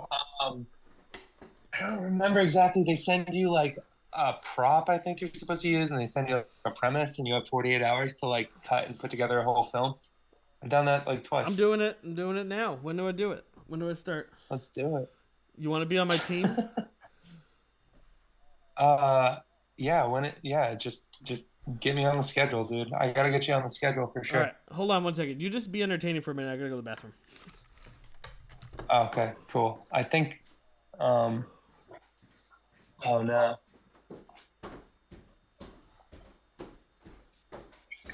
Hey there. I'm actually by myself right now. My wife just walked in. Nick went to the bathroom and he told me to be entertaining. Yeah, so here I am, being entertaining, talking about my feelings, and waiting for Nick to get back. So I drew this. This is a logo for my company.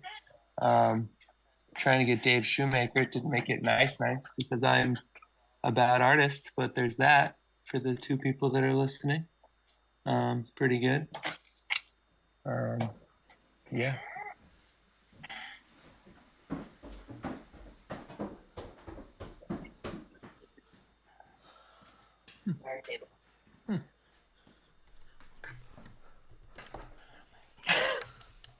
I was a little bit entertaining for like half of the time you were gone. I know. I came back here. Your hands are just over your mouth. That's not entertaining. I was like, God damn, he fucked up. I was doing one of these. I got a little scared. My wife walked in the door, so I was just Now we're here. I'm glad you're back, though. I was really felt like I was floating My buddy around. Chris thinks that your logo is awesome. Oh, thank you, Chris. Yeah, I showed people a picture. So I have kept you now for an hour and a half. So we're gonna move into the final segment, or maybe not. This is All the right, I love second it. to. This is actually the second to last segment. Okay. I'm trying to check my battery. I can't see it because I'm on Zoom Okay. and I don't want to mess up the conversation. Okay. I just want to make sure that I'm not. Go ahead, check it. All right. All right. What does it say? I'm gonna go get my charger. Okay. All right. So, Chris, who's Connor? First of all, Connor can join my team. Coooper. His name's Coooper, not Connor.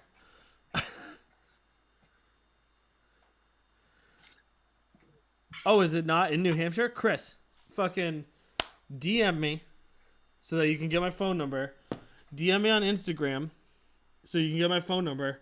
And yeah, dude, let's make a team. Let's do this. I'm 100% down to make a film in 48 hours. So just let me know, and we will absolutely do it. If you shoot me a DM, we're friends on Facebook or Instagram, so feel free. Dude, your computer's so dirty, Coooper. Oh my god, you just flipped your camera around. Hope we lost him. Yeah, dude, it's on site. Did you lose me? It's on site. Like we gotta. Aha. It's on site. No, it's on site all the time, so it's just there's dust Oh, everywhere. I thought you meant like My it's on computer site. just Like stays- if you see me, it's on site. Okay, last segment. Go. Ah. Nick, did I mess it up or are Nope, we we're good? good. I'm just setting up my All right, setting cool. up my 48-hour team.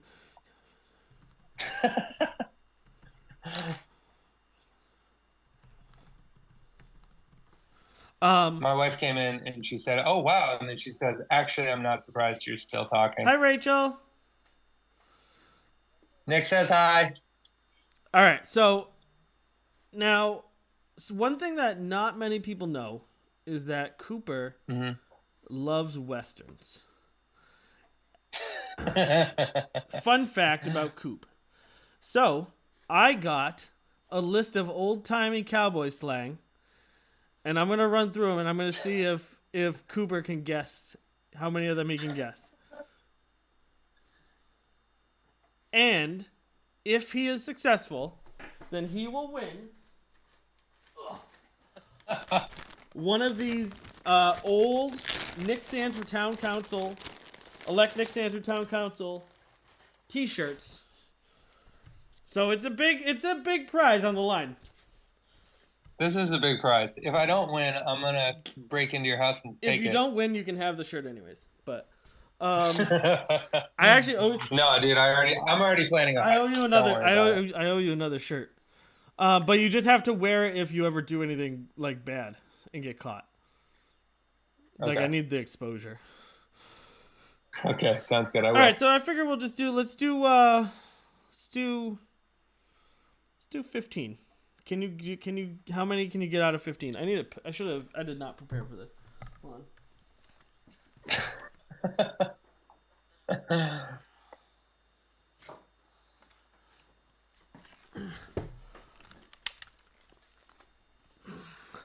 All right, you ready? Yes. All right, so I'm gonna start you off. With an easy one. Okay. Let's see here. What do you think in old-timey cowboy speak wobbling jaw means? Wobbling jaw. To have a wobbling jaw. Somebody that talks shit all the time. I'm gonna give it to you. It's talk too much, but I'm gonna give it to you because I Talk feel too like much. I feel like that counts. So I'm gonna give it to you. So All right. ding, lucky. Ding. I would say that's lucky, and also that was an easy one. So let's Oh boy. let's move up the list. What do you think an odd stick is?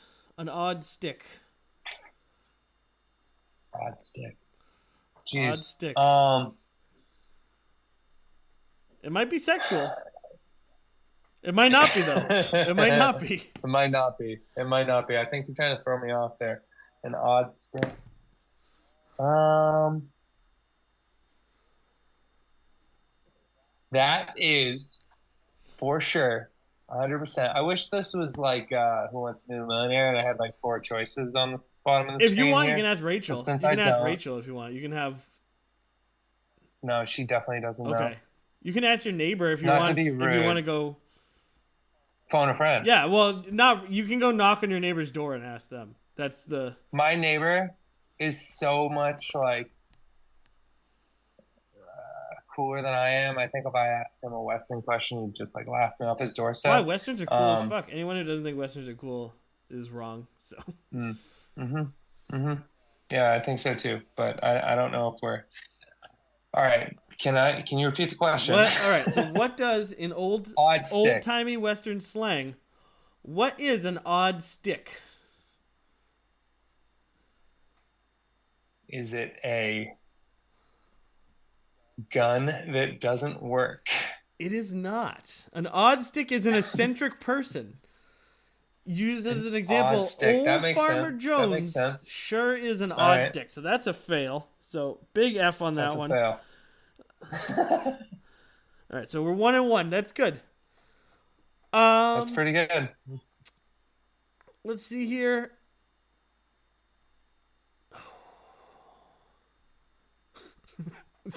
some of these are so ridiculous. Chew gravel. What do you think chew gravel means? Chew gravel. Chew gravel. If a cow poke was to chew gravel. If a cow poke was to chew gravel. Nick, dude, is this website like legit? Are you? I feel I can't answer any questions about the website because I feel like you're gonna try and find it. So I'm not gonna. I would never do can't. that. I would I never do can't. that. This is a Chew legit. This gravel. is a legit website that I found this on. A cow It was poke the to number chew one. gravel. Just to be Fall clear, off the horse. Fall off the how horse. did you get that? How did you fucking get Boom. that? I can't believe you got that. It just came to me. It came I to can't me. believe you got that. I didn't think there was any way you were gonna get that. I was trying to build up. I'm trying to. All right, I'll tell you what I was trying to do. But since apparently it's not gonna work anyways, I was gonna try and get a bunch like of hard ones in a row, so that way like to make the odds. You know what I mean? I can't believe you just got that. That's all right. Keep going. Keep it coming.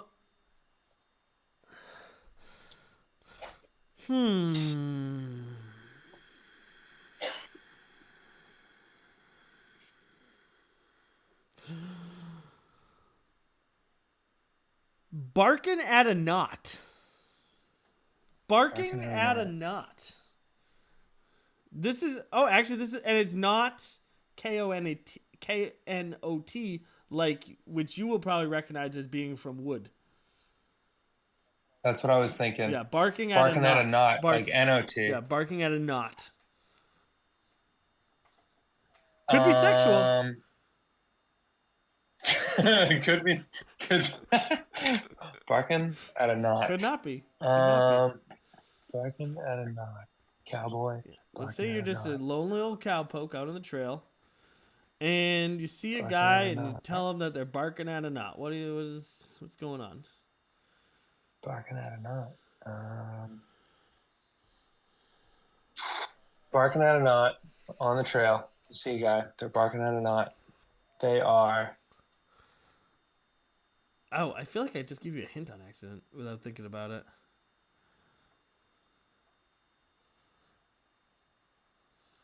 Oh man. I feel like I'm waiting for it to come to me like like fucking chewing gravel did. Barking at a knot. So they are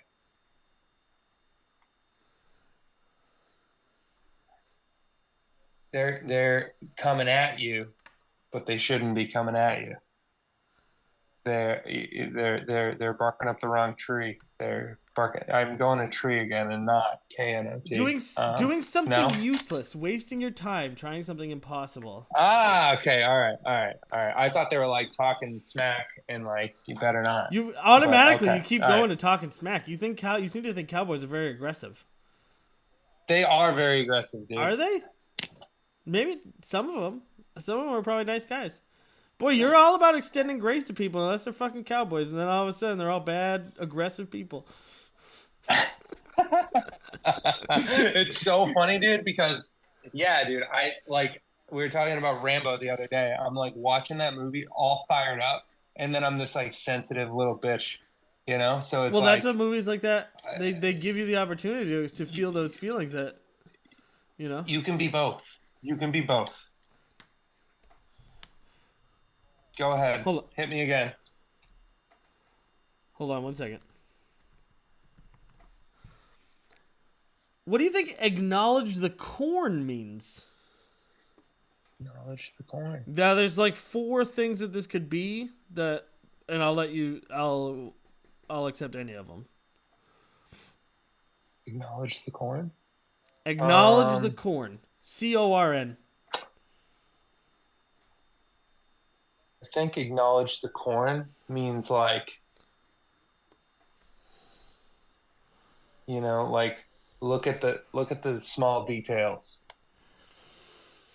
Admit the truth. Confess a lie, or acknowledge All right, an obvious all right. personal shortcoming. All right, I'll take it. I'll take a Taking an L on Take that an one. L on Taking that an L one. on that one. It's okay. It's okay. You're 2 and 3 right now. You're doing pretty good. we're not bad. We're not bad. This is my favorite, and I want to start using this one in my everyday life. Above snakes. Above. If a snakes. person is above snakes, what does that mean? They're an honest man. It means that they are still alive. Damn, dude. But isn't that a cool saying? Yeah, that's pretty great. Like you wake up in the morning and you're above snakes. Definitely gonna start working that in here and there. Above snakes. I'm gonna write it down. Are you really writing it down right now? Yeah, Hell dude. yeah, get it. I have like scattered papers all over me, all around me all the time because I do that. I'm the same way. Write stuff down. I'm the same way, Yeah. and then I don't actually write on any of them because for some reason in my mind, like I need my like notebook to be like really perfect.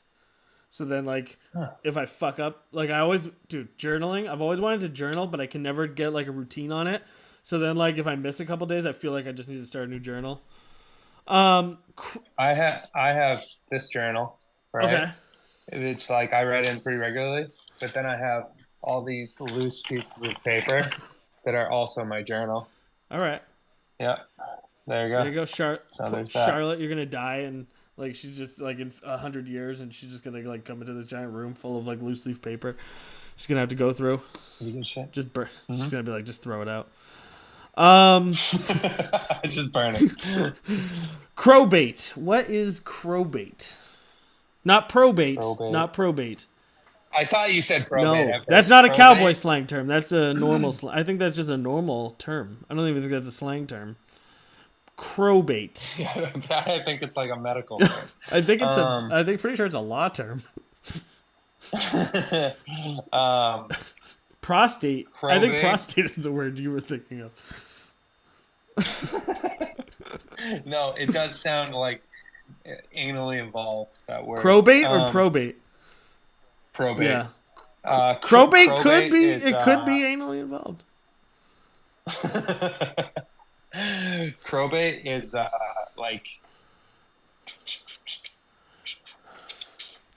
probate is when one of the animals drops dead on the farm. It is a derogatory term for a poor quality horse. All right, I'm wrong, but I'm gonna say that I was kind of. I mean, I will say that I was barking up the right tree. You were chiseling at the old knot, as they say. No, that's not the saying. Yeah. What the hell is it saying?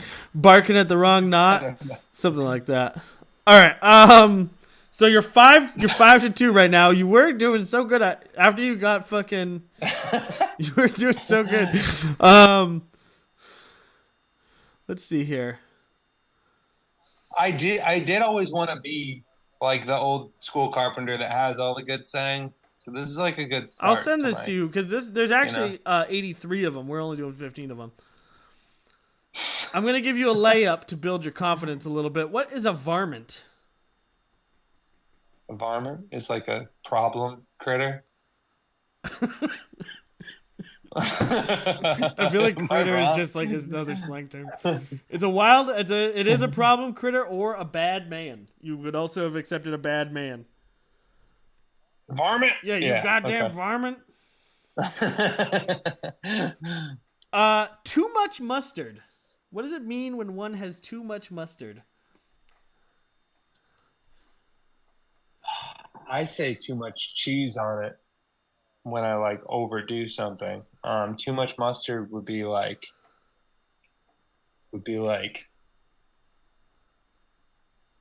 Could be sexual. remember too much mustard it would be like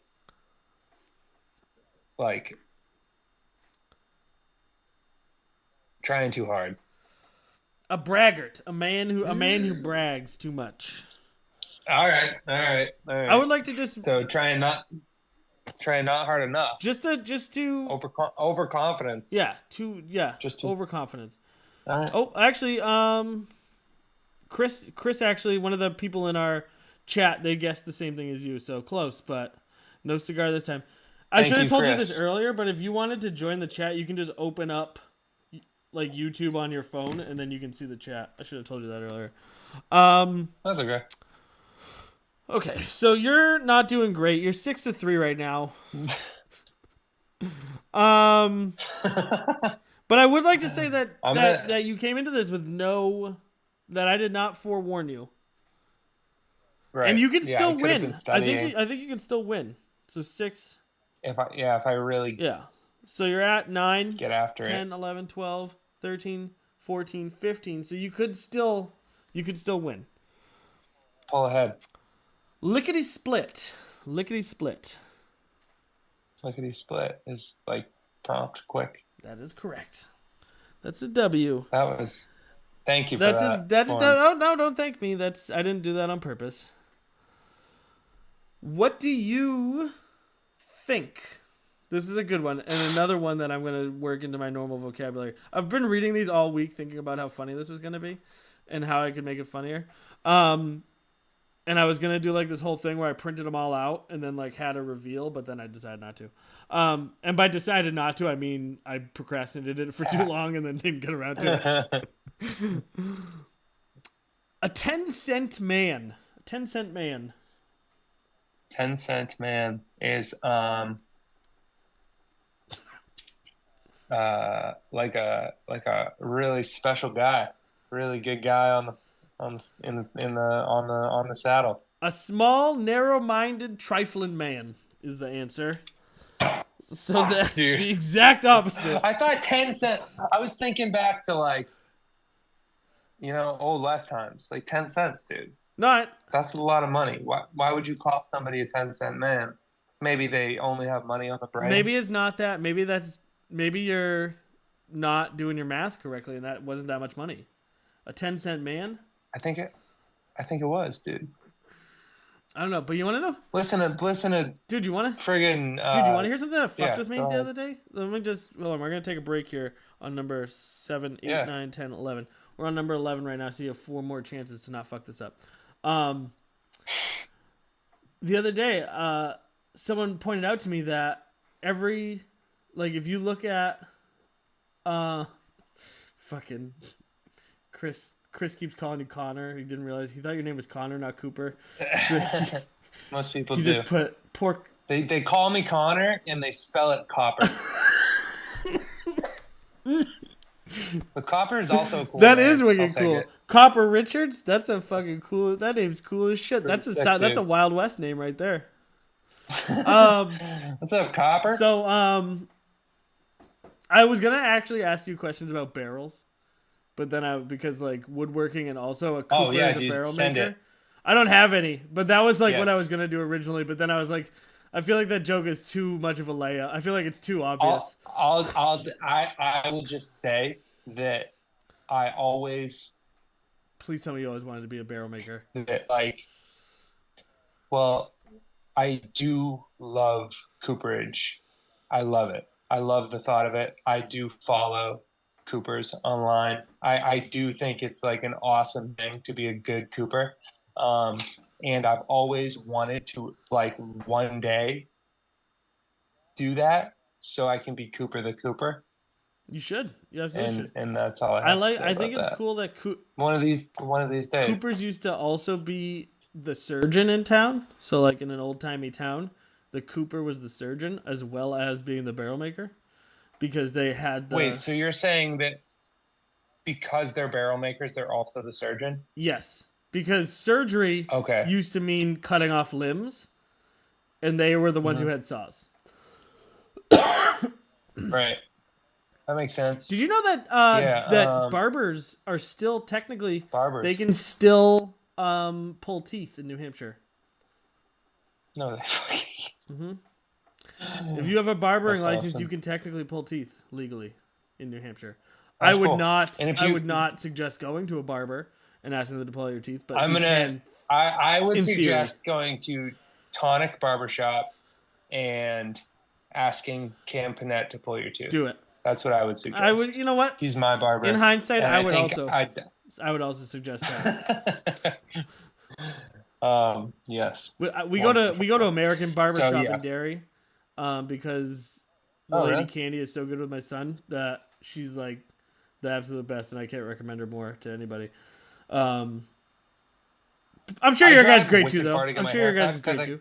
I get my haircut like twice a year, so I drive to. I just kind of let nature cut my hair, as you can see. As you Goffstown. can see, I'm just kind of letting nature do its thing up there. But anyways, so the other day I learned that, or like I guess I didn't learn it, but I thought about for the first time the fact that like my mom's grandmother was alive at the turn of the century. Mhm. She was born in like 1900. Right? So that's not even I met that lady when I was a baby. Yes. Fucking one lady before that was like cowboy times. And they were around for the Civil War. Yeah, that's fucking nuts. That's like not even that That's long amazing. ago. That's not long ago. I think about this all the time. And there's a good movie with Matthew McConaughey. Funny sentence, I know. But no, there's a great movie with Matthew McConaughey. I forget the name of it. So I good. always forget the You're name of it. so good. It's- You forgot to get the title. Listen to me. Listen to me. It's. I hate Literally this shit, my dude. favorite It's movie, so but I don't know the name of it. It's fucking... No. Literally, I walked into my father-in-law's living room. He was there. He goes, "Oh, I just started this movie. It's pretty good." And I sat down and watched the rest of it with him, and it was awesome. I never got the name. Anyway, great movie because it shows the Civil War, and then it shows the 1950s in the very end of the movie. And it's like this amazing, like, oh my God, that is so close. It's just the coolest, like, transition of time I've ever seen in a movie. And if I had the name, I'd tell Chris to look at it. Chris is the only one who stuck with us this whole time, and we appreciate him. Thank you, Chris. But yeah, no, that's wild. So like, I think it's not that many generations ago. It's like if you can measure time in years like we do, but that's deceptive with when you should measure it in generations when you're thinking about like time passing. He doesn't know what movie, Chris. He forgot. He never learned the title. I'll look it up. But yeah, you should measure like time generationally because it gives you a better understanding of like when things happen. But yeah, dude, like 4 generations ago. That's fucking nuts. That's right. And then like It if is you think fucking about nuts. the jump from like the Civil War, they just developed that fucking the like Gatling gun, and then you go jump to like World War One, and then by Yeah, the Civil War. then you hit the World War first Two and we have repeating rifle, nukes. dude. Like, what the fuck happened? Yeah. Yeah. You know what's funny too is thinking about World War II, how we had 7 battleships, America. I think it was 7 in Do you know who John Pearl Paul? Harbor. Do Like you they know who like John Paul Jones is? no, He I know the he name. was the first. He was the he was the first. Free State of Jones. That's yep. Anyway, go Okay, ahead. Free State of Jones is the movie. I'm guessing. Yes. Oh wait, you know what? I think I Anyway, did see that. Yeah, I think I did see that. it's really good. And don't they have to like defend the town from? Or am I thinking of something else? Anyways, whatever. John Paul Jones was a fucking Anyway. admiral. I think he was the first admiral for the American Navy during the American Revolution. And George Washington appointed him as like the first. I want to say it was admiral, but I'm not 100% positive on his actual rank. Free State of Jones. I'm writing it down. And he was just like, all right. And then so they had stolen a ship from the British, and then he just took that ship and just went over there and just fucked them up for like the most powerful navy in the world. And he was just running around drunk, fucking burning their ships, Yeah, like they all were. privateering and stuff. Yeah. Hilarious, but like Amazing. how American. So American, dude. Hit me with some more Wild West questions, dude. All right, so I'm let's feeling- go. Now feeling that lucky. we've given you a little break, I felt like your confidence was a little shook. This isn't Tough, this dude. is an easy one for anyone who knows anything about the cowboy life. So let's see how much of a cowboy you really are. Prairie coal. Prairie coal.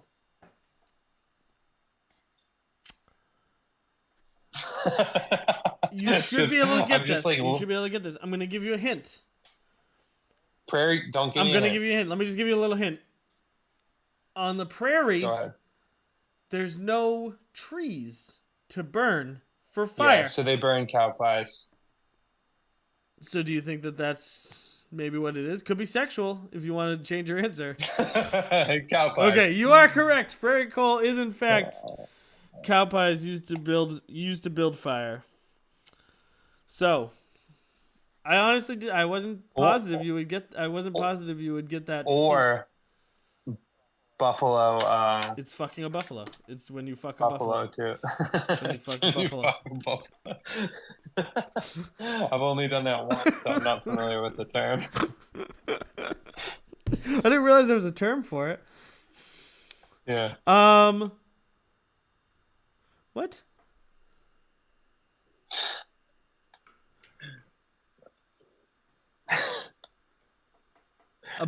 A bear sign. Bear sign.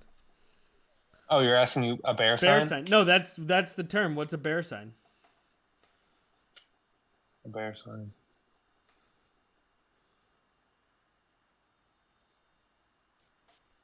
You're never gonna get this one. I hate to tell you. It is a dead antelope. A dead deer. A dead. It is it's donuts. What is Donuts. it? What was the phrase again? Bear What's the sign. phrase? Bear sign. Weird. That's crazy. That is weird, but I know that people who hunt bears they'll bait them with donuts. So I wonder what it is. Yeah. I wonder why. Because bears are scavengers. So they'll eat anything. I know, but that seems like I feel a really fucking weird. That seems like a really weird. I'm not gonna count that one. That's I'm not gonna count that one. We're gonna do another one. That's a.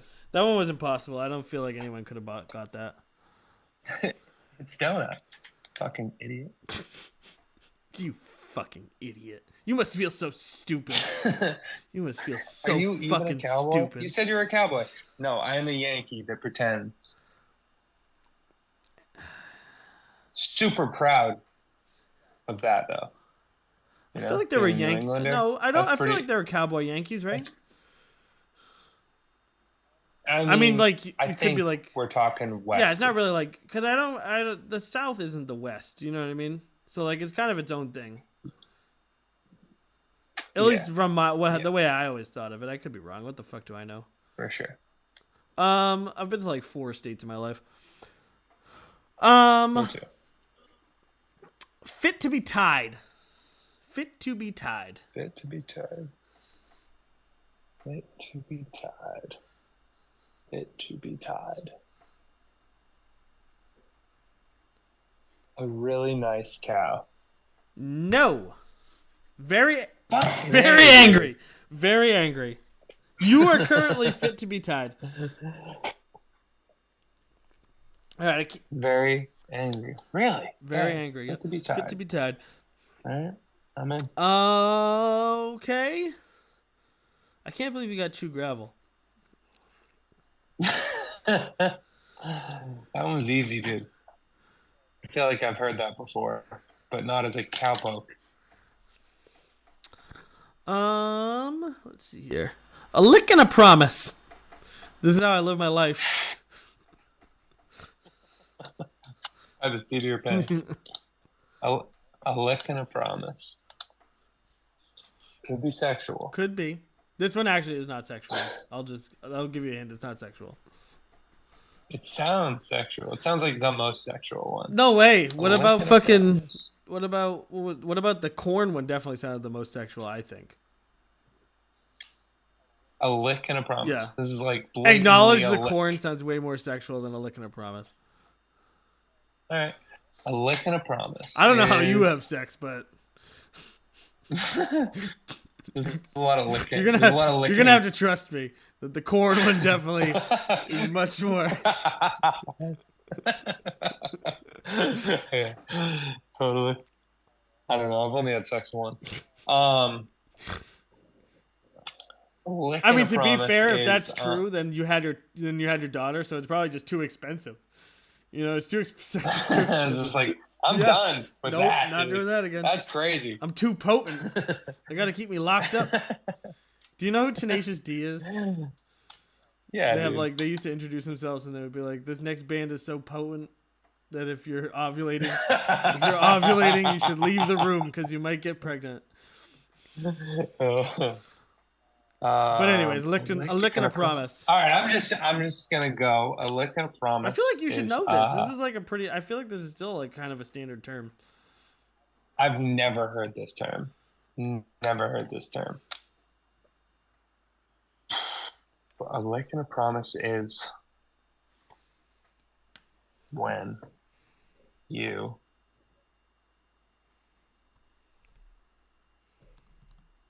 fuck, dude. I really don't have any idea. A lick and a promise is when you like a handshake agreement. It is to do something haphazardly. Okay. Yeah, dude. I said "seat of your pants" at the beginning. You did, and then you didn't follow through on it. I said "seat of your pants," and then I was trying to read you because it wasn't a real answer. I'm a brick. You can't fucking. You're not getting anything out of me. I can tell. You should have gone with your gut. That's like some cowpoke shit. You should have gone with your gut. Dude, when I said "lick and a promise," I was thinking of like. I don't know what that even means. Like you lick your hand and like shake, like a spit shake. Is that what you guys do in carpentry? I've never done that. I don't know. I think it's like a. You're like maybe that's why I haven't been getting calls back. Maybe that's why I haven't get any calls. They're like, "Do you have a contract?" I'm like, "Just a lick and a promise." Sign the contract, big guy. Anyway, next, let's go. Right. I know I lost already, but I'm gonna try. All right, I'm gonna give. So this next one, you could lose it all. If you get this one, I'm gonna let you fucking continue until you miss. So you can still pull it out. All right.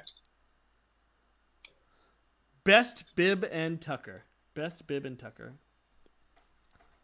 Dude, Bib and Tucker is a whiskey, but I don't think that's what you're talking about. Best Bib and Tucker. I bet you this is why they named the whiskey that.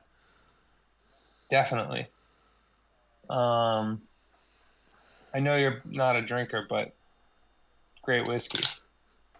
Um, best bib and tucker is like your best suit, like you put on your best That is clothes. correct, my friend. Did it. Boom, You're like half a cat. You're like boom. half a cowboy right now. You like put on your fucking dancing Yeah. boots. Well, don't get start Yeah. getting overconfident, okay? You still gotta answer fucking four more. I only know about the dancing boots because my brother wears cowboy boots. He has like a work pair and like a good You're getting pair. too much You mustard know. right now. You gotta fucking. All right, let's go. Oh. All right. Yarn the hours away. Yarn the hours away. Yarn the hours away. Yarn 3 hours away.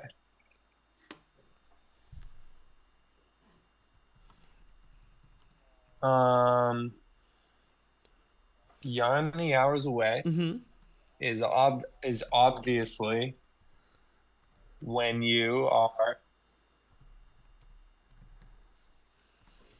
doing like tedious work. Unfortunately, Like it is you're doing telling your. stories. It is telling stories, my friend. All right, I You lost. lost. I You lost. lost. That's But okay. I'm man enough. I'm man enough to admit That's that, hey, dude. dude. That's all that really matters. At the end of the day, because you're man enough to admit that, I'm still gonna give you the Hey, shirt. dude, this is full circle, right? Because here we are. I'm at the end of I came in strong, telling you I love westerns. You shut me down in front of Chris, and I'm just gonna let it go, dude. I'm just gonna let it go, and I'm gonna live my life. That's good. No, that's good because you did really bad, and so I would hate for this to. I would hate for this to eat at you. Would you have known what a I have scratch and rake is? a scratch and rake. It's not sexual. Wait, like a scratch They and call rake, it. It's or the like no. That's the term. A scratch a and rake rake. to itch your It's back? a term for a comb. Scratch and rake. Yeah, dude. I have one more thing to say to you about Okay. Western related I actually questions. think that you did a really good job, Um, and I just want you to know that. Robert Redford, I think timeline wise, okay, like is probably Brad Pitt's grandfather. Has anybody made that connection? That's a very bold statement. I think. No, I'm pretty sure because because they look the fucking His same, mom's like, dude. that's definitely They're- not. That's definitely not true. Yeah, it's like Chris and Brad Pitt's mom is listening right Yeah. now, and And she's your like, "That's neighbor. I did And not." your neighbor. My neighbor. Who was the other person we said was No, listening but to that? yeah, Robert Redford. go ahead and put on. Yeah, I'm looking it up right now. put on Butch Cassidy and the Sundance Kid, and tell me that Robert Redford isn't like the spitting image of Brad Pitt in the '60s. No, they definitely look a lot alike. I can see where Yeah, you would think that. Um, yeah, and they have the same mannerisms, dude, and like they're both just as cool as each other. Is the big dude, one. honestly, I think Paul Newman is so fucking cool that anytime he's in a movie, I literally don't care about anybody else in the movie. It I just outshines, but I he's just so think that Robert unbelievable. Redford is.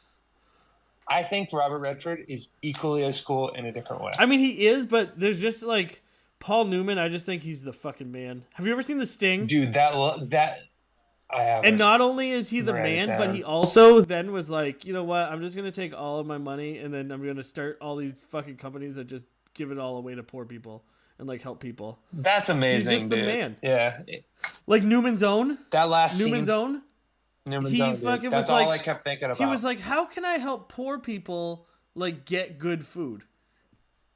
Like that, so he did that, so he makes affordable, healthy food for that like people can get even if they're poor, and then he takes whatever proceeds they get, he gets it all from local farmers, and then he takes whatever proceeds he gets and gives it away. It's fucking amazing. He's a stand-up He guy. really is. He's handsome. I think he's the man. He's I funny. fucking love him. In the last scene of Butch Cassidy and the Sundance Kid, when he says, "Man, good thing I thought we were in trouble for a second. Is like I don't know. I don't remember a time where I like had so much joy. And after Paul Newman said that, I'm just like, Jesus Christ, this is the Such a best, great line. dude. And I'm like, there's 2 minutes left, and you just like love, like this is the end of the movie, and you're just like, I'm so glad this is the end of the movie because I think movies, I get into arguments with my wife about this all the time. I think they give you too much these days because people like want it so bad. I love movies that end on like, you just whatever the movie is to you, that's what that ending means, right? And I think that like directors a lot of times just lately just give up too much. They're like, oh, here's the end, like J.K. Rowling at the end of Harry Potter when there's like that whole extra chapter that doesn't need to be there about like Harry Potter and his like family. Like, JK, stop, dude. The ending already happened. I could have stopped reading the book. I'll probably never read that last chapter ever again. You know? That's where I'm at with I that. the ending of Butch Cassidy and the Sundance Kid. So spoiler alert. Even though this movie came out in like the 70s, is 69. literally the best, in my opinion, is the best movie ending of all time. And Butch Cassidy and the Sundance Kid is arguably the best movie of all time. Like Tombstone is my Dude, I favorite. agree. Is my favorite movie ever. Then like Hook Yeah. with Robin Williams is like another one of my absolute fucking favorites. That's And then, but classic. only because I thought Rufio was like the fucking coolest person for way too long.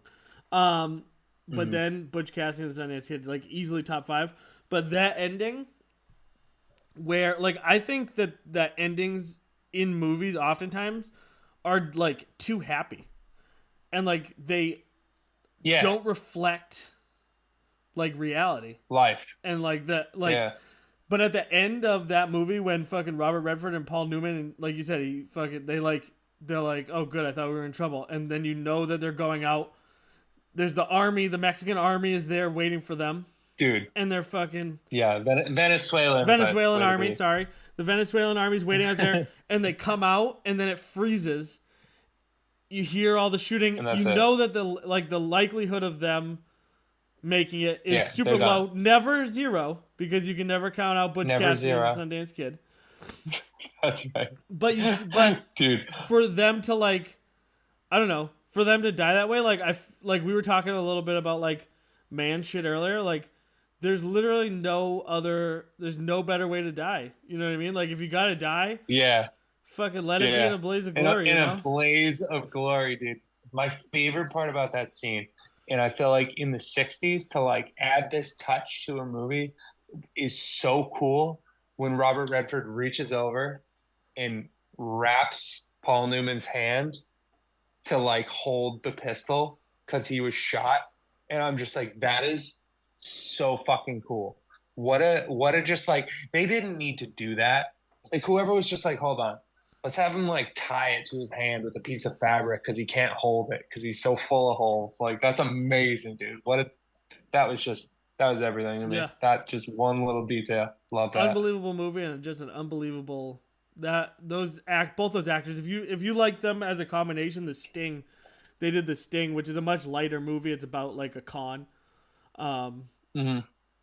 And it's wicked good. It's not as good as Butch Cassidy and the Sundance Kid, but if you ever get an opportunity to watch The Sting, definitely watch it. It definitely But will. yeah, those two together were fucking magic.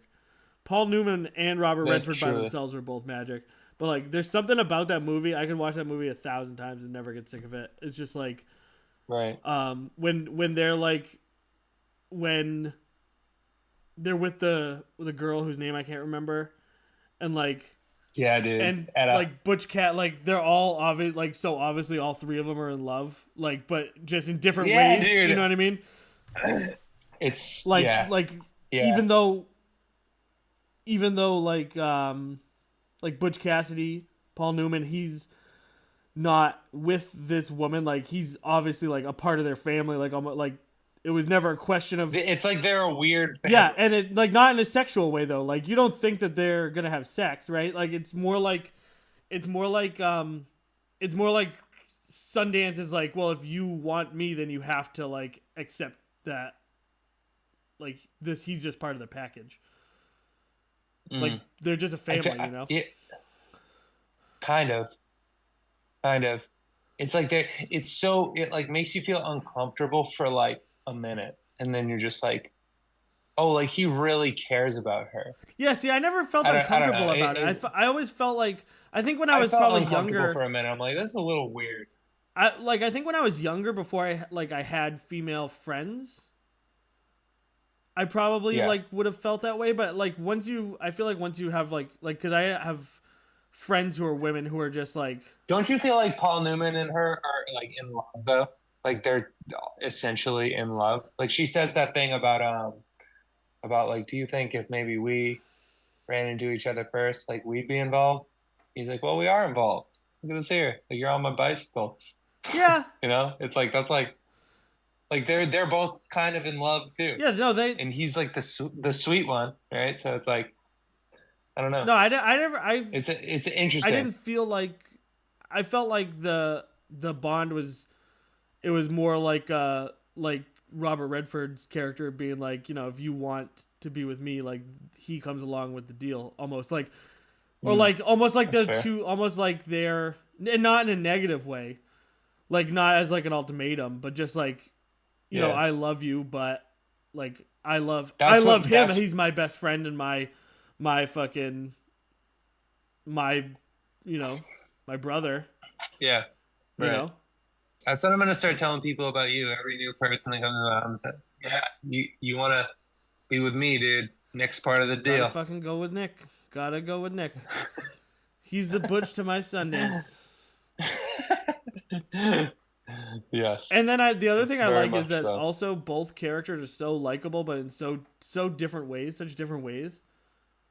If Right. anyone's wondering why we're talking Yeah. so much about Butch Cassidy and the Sundance Kid, we were just like, I had said, I had told Cooper to watch it, and that way, if we ran out of something to talk about, we could talk about it. But it's just such a good movie, and I knew Yeah. Cooper loved westerns, so Yeah, I really was only into the modern westerns, really. Like I did watch a lot of the old ones with my father, and I obviously love Jersey Wales 'cause that's a classic. Um, but like True Grit and Power of the Dog and like the Sisters Brothers. Have you seen yep. those? Yeah, just awesome, awesome movies. I think like the spin Power on of the like all Dog the was like the ending to Power of the Dog was like kind of, I don't know. it was cheesy. It was, but in a good way. I really liked it. I thought it was really good, but I honestly didn't see it coming. Um, I I don't think I saw it and I coming, thought it came but I like way thought faster. Like, cause I was thinking right before the end, I was like, there's got to be it was another kind of a fucking short movie, 45 right? minutes in this. Yeah. So the thing I felt about it is like that's another one of those endings that I wasn't super satisfied with because I feel like they like gave it to you. They like showed you all their cards at the Yeah, end. they They're wrap like, it here up. you They go. wrap it Here's up what neatly in a little package and give it to you. they wrap it up neatly. And that's one thing that I have a problem with that movie, but all in all, good movie. But there's Fun to no, watch. like, this is what I say to my wife all the time. I'm like, Not as fun as Rambo there's 2, no first movie that Rambo First Blood 2. there's no movie that is better, that wouldn't end better if the main character died at the end. Like every movie, and I feel like I I'm gonna get have that. to I think feel about like I that get one. that because Butch Cassidy was in the Sundance Kid was such a good ending. But like, there's really Yeah. no movie where if the main character dies at the end, it's literally not a better movie. Hmm. What example? Give me a movie. I don't know. Oh, you're saying like there's no movie. Okay. Um, Harry Potter, dude. The Dude, fact that he survived imagine made that imagine movie. if at the end of Fight Club, Edward Norton and Marla Singer at the end of Fight Club are watching all the buildings blow up, right? Now imagine if when he Mhm. pulled the trigger, his building blew up. Way more powerful Mm. ending. Better ending. Hmm. Especially since Marla Hmm. Singer, Step Brothers. different thing. I mean, honestly, I'm just no, I kidding. feel well, hold on, let's work this. If fucking Will Ferrell's character died, I feel like that would That'd make be for a better awful. movie, and then fucking John C. Reilly still gets the pirate ship. And John C. Reilly still, Not a chance. Also, John C. Riley is under the radar, like I fucking one of the love John best, C. Reilly. one of the best ever, dude. One of the best to do it. He was in. Yeah. People forget he was in Chicago. I never saw Chicago. What? You never saw Chicago? Dude, so I'm good. put it on the What are you list. thinking? What Fight about Club is him and not Boogie better Nights? that he survived. Chris said Harry Potter would be 100% better if everybody died at the end. See, all right. I love Harry Potter. I know a lot of people get all weird about that. Um, I don't know, man. I think Harry Potter's great. I think the books are absolutely incredible. Um, and if, I think that just if they didn't wrap it all up in a package with like Harry Potter being an adult with like children, that's stupid. Everything else is perfect. Yeah, I mean, I read Harry Potter up until like the 5th book, I think. I Mm-hmm. never watched the 7th movie. This was before Yeah. any of the controversy stuff. I just never, Mhm. like by the time Harry Potter had come out, I had already been kind of like really into like older fantasy, like Lord Right. of the Rings and all that kind of stuff. So it was I hated it for a kind of like a while. step backward. My wife like forced me a little bit to like read the books because like I read a ton of nonfiction when I first started like reading a lot, and then like got into like reading Vonnegut and stuff, and like really really enjoyed some of that stuff. And she for years was like, read Harry Potter, read Harry Potter, read Harry Potter, and I never did. And then I read it in like 5 months, and I'm just like, this is insane. This is so good. I felt like it was really incredible. I mean, it's hard to get through like maybe the first book, second book's still a little young, but still good. But from the third book on, I feel like it's just like pretty incredible writing. I don't know. I feel like it gets a bad I rap. remember the 4th and 5th books. I remember really enjoying them. I don't know why I never finished it. I just never. I guess I just kind of aged out of it at some point, and then I don't know. Just wasn't really Mm. like I said. I Yeah, had you been are pretty reading old. like fantasy that was like really high fantasy stuff for so long that I don't know. It kind of felt like a step backward. That makes sense. That makes Because sense. like in like But fucking, especially in like the Dungeons and Dragons world, like wizards and shit are so powerful. That like I don't know. The one thing that always fucked me up with Harry Potter is like if Voldemort's a super evil dude, why didn't he just get a couple AKs, dude? He could have fucking taken over literally the entire wizarding world. with Yeah, guns, dude. It's I this don't think huge so. dude. I don't think so. Imagine if Bellatrix, what the hell is her name? Lestrange. Yeah, Bellatrix Lestrange fucking joins up with like SEAL Team 6 for a couple months. You know what I mean? And then just fucking becomes like they did not I think it'd be utilize. more like ISIS. I think she'd probably fit in more with ISIS. Yeah, that's fine, whatever. So let's say she goes over to ISIS, they do a deal, dude. They could take over the Wizarding World in no time. Spells are not as powerful as guns, so it doesn't make any sense to me that the evil people in the Wizarding World didn't utilize guns.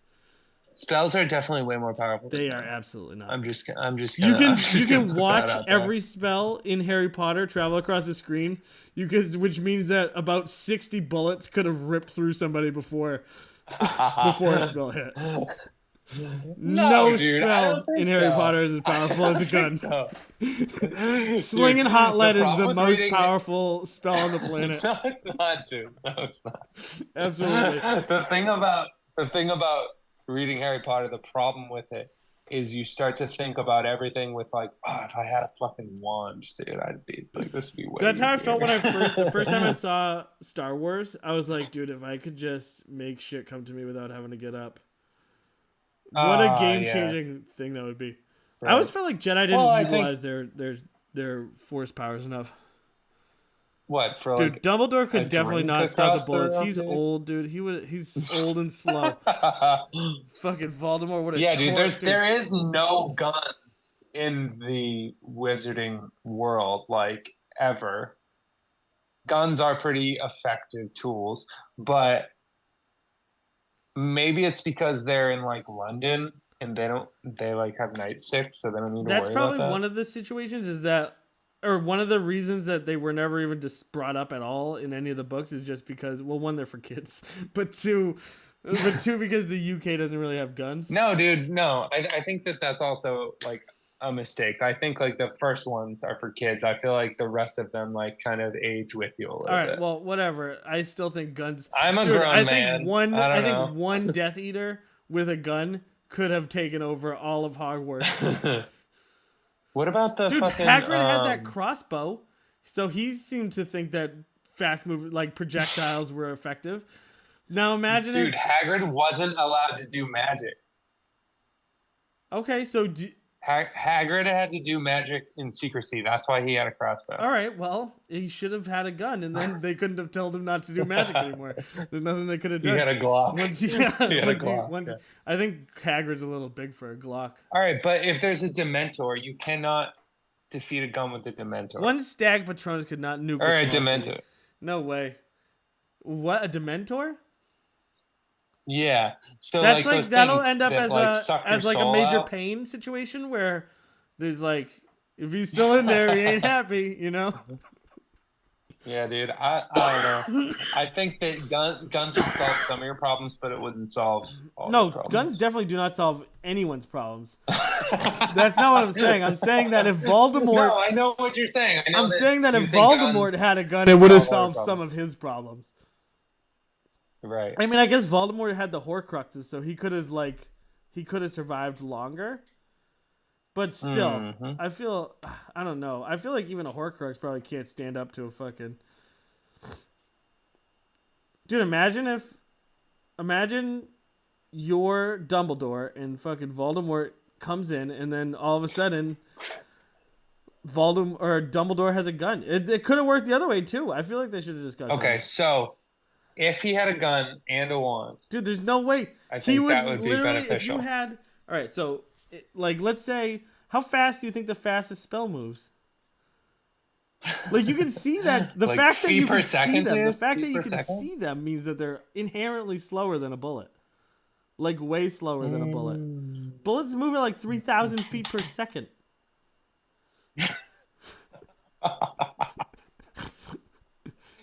Yeah, they might be slower. Yeah. They might be slower. So like you're gearing up for your and Patronus. you have to say, like, saying Avada Kedavra is like it takes a long time. Yeah, so like you're Squeezing gearing a up, trigger you're gonna takes- fucking avocadabra somebody, and then instead, like by the time you're like here, you are riddled. You are not no longer airtight. You are riddled with holes. Blood pressure Yeah, dropping. you are quickly. Butch Cassidy in the end of the movie. Yeah, dude, you got me there. I just think there would be some ways around that I'm not aware I mean, of. maybe they could have. I feel like it could have at least evened the odds a little bit. Like maybe there's some sort of nullifying. I don't think a gun would do it. I just feel like there's a lot of magic to utilize, you know? I mean, I feel like I don't think a gun would you're do it. underestimating how magic guns and like modern technology is. No, you think I'm over Estimating magic. I think you're magic. underestimating Yeah, guns. Yeah, I think guns are pretty impressive. Or like imagine Pretty if like he just had a computer that just what if he just had social media and he just fucking told everybody where Hogwarts was? All right, so I'm just thinking if there was, say, Voldemort. Yeah. I could probably throw a baseball faster than a Patronus. Patronuses are like they're like a Dude, that would be way like funnier. a Imagine if Dumbledore wound up to shoot a Patronus at him and he just chucked a baseball at his head. No, but so what if Dumbledore had a gun? Or what if I had a gun? Okay. You could kill Dumbledore, And that's what I'm saying. I see Voldemort. You could take him out. And Voldemort sees me. You think I just shoot Voldemort and that's the end of Voldemort? Yeah. I feel like that's just too... I mean, for a book, it does not work at all. For a story, for a book, it's terrible. But in reality, in like the real world, I mean, dude, for the Wizarding world, Voldemort probably could have gone to the U.S. government and been like, "Look, I know you guys helped overthrow a lot of fucking governments in your time. What if you wanted to take control of the Wizarding world?" And then the U.S. would be like, "All right, here's some missiles and a Black Hawk helicopter. Perfect. Go do your thing." The missiles would really be a problem, but there's like missiles a are slower than spell bullets. around. I'm about to blow your mind. Missiles are slower than bullets. No, but missiles are more effective than bullets, but there is a protective spell around Hogwarts that the bullets might not be able to even get through. I don't know. You need magic to breach Hogwarts. I mean, he has magic. He has He has both. both. I Okay. just think he could have both, and he could have been. I think he would have made everything way easier. I need to think a lot about this. All right. Yeah. I'm just gonna put it at that. I'm just gonna put it at that. I believe in the magic more than I believe in the guns, I think. I mean, Just in that world. yeah, In this world, there's no wands, unfortunately. dude. It would Except be I'm cool going to if there. I Disney mean, and I I'm gonna think get a magic wand. would be really awesome for a lot of things. You know what I mean? This drink Yeah. container right now is empty. I want more coconut water in my mouth, but I can't until after this is over. Like it would be nice if I had a Yeah. wand and I could be like fucking tap tap tap, fill that Or the fill force. that bitch up with coconut water. I'd be so hydrated. Why do you even need money if you have a wand? I don't know. You know, To buy could you guns. just make food appear? Because the wand only takes care of so much. Yeah, no, I know. Well, you still have to have a job, right?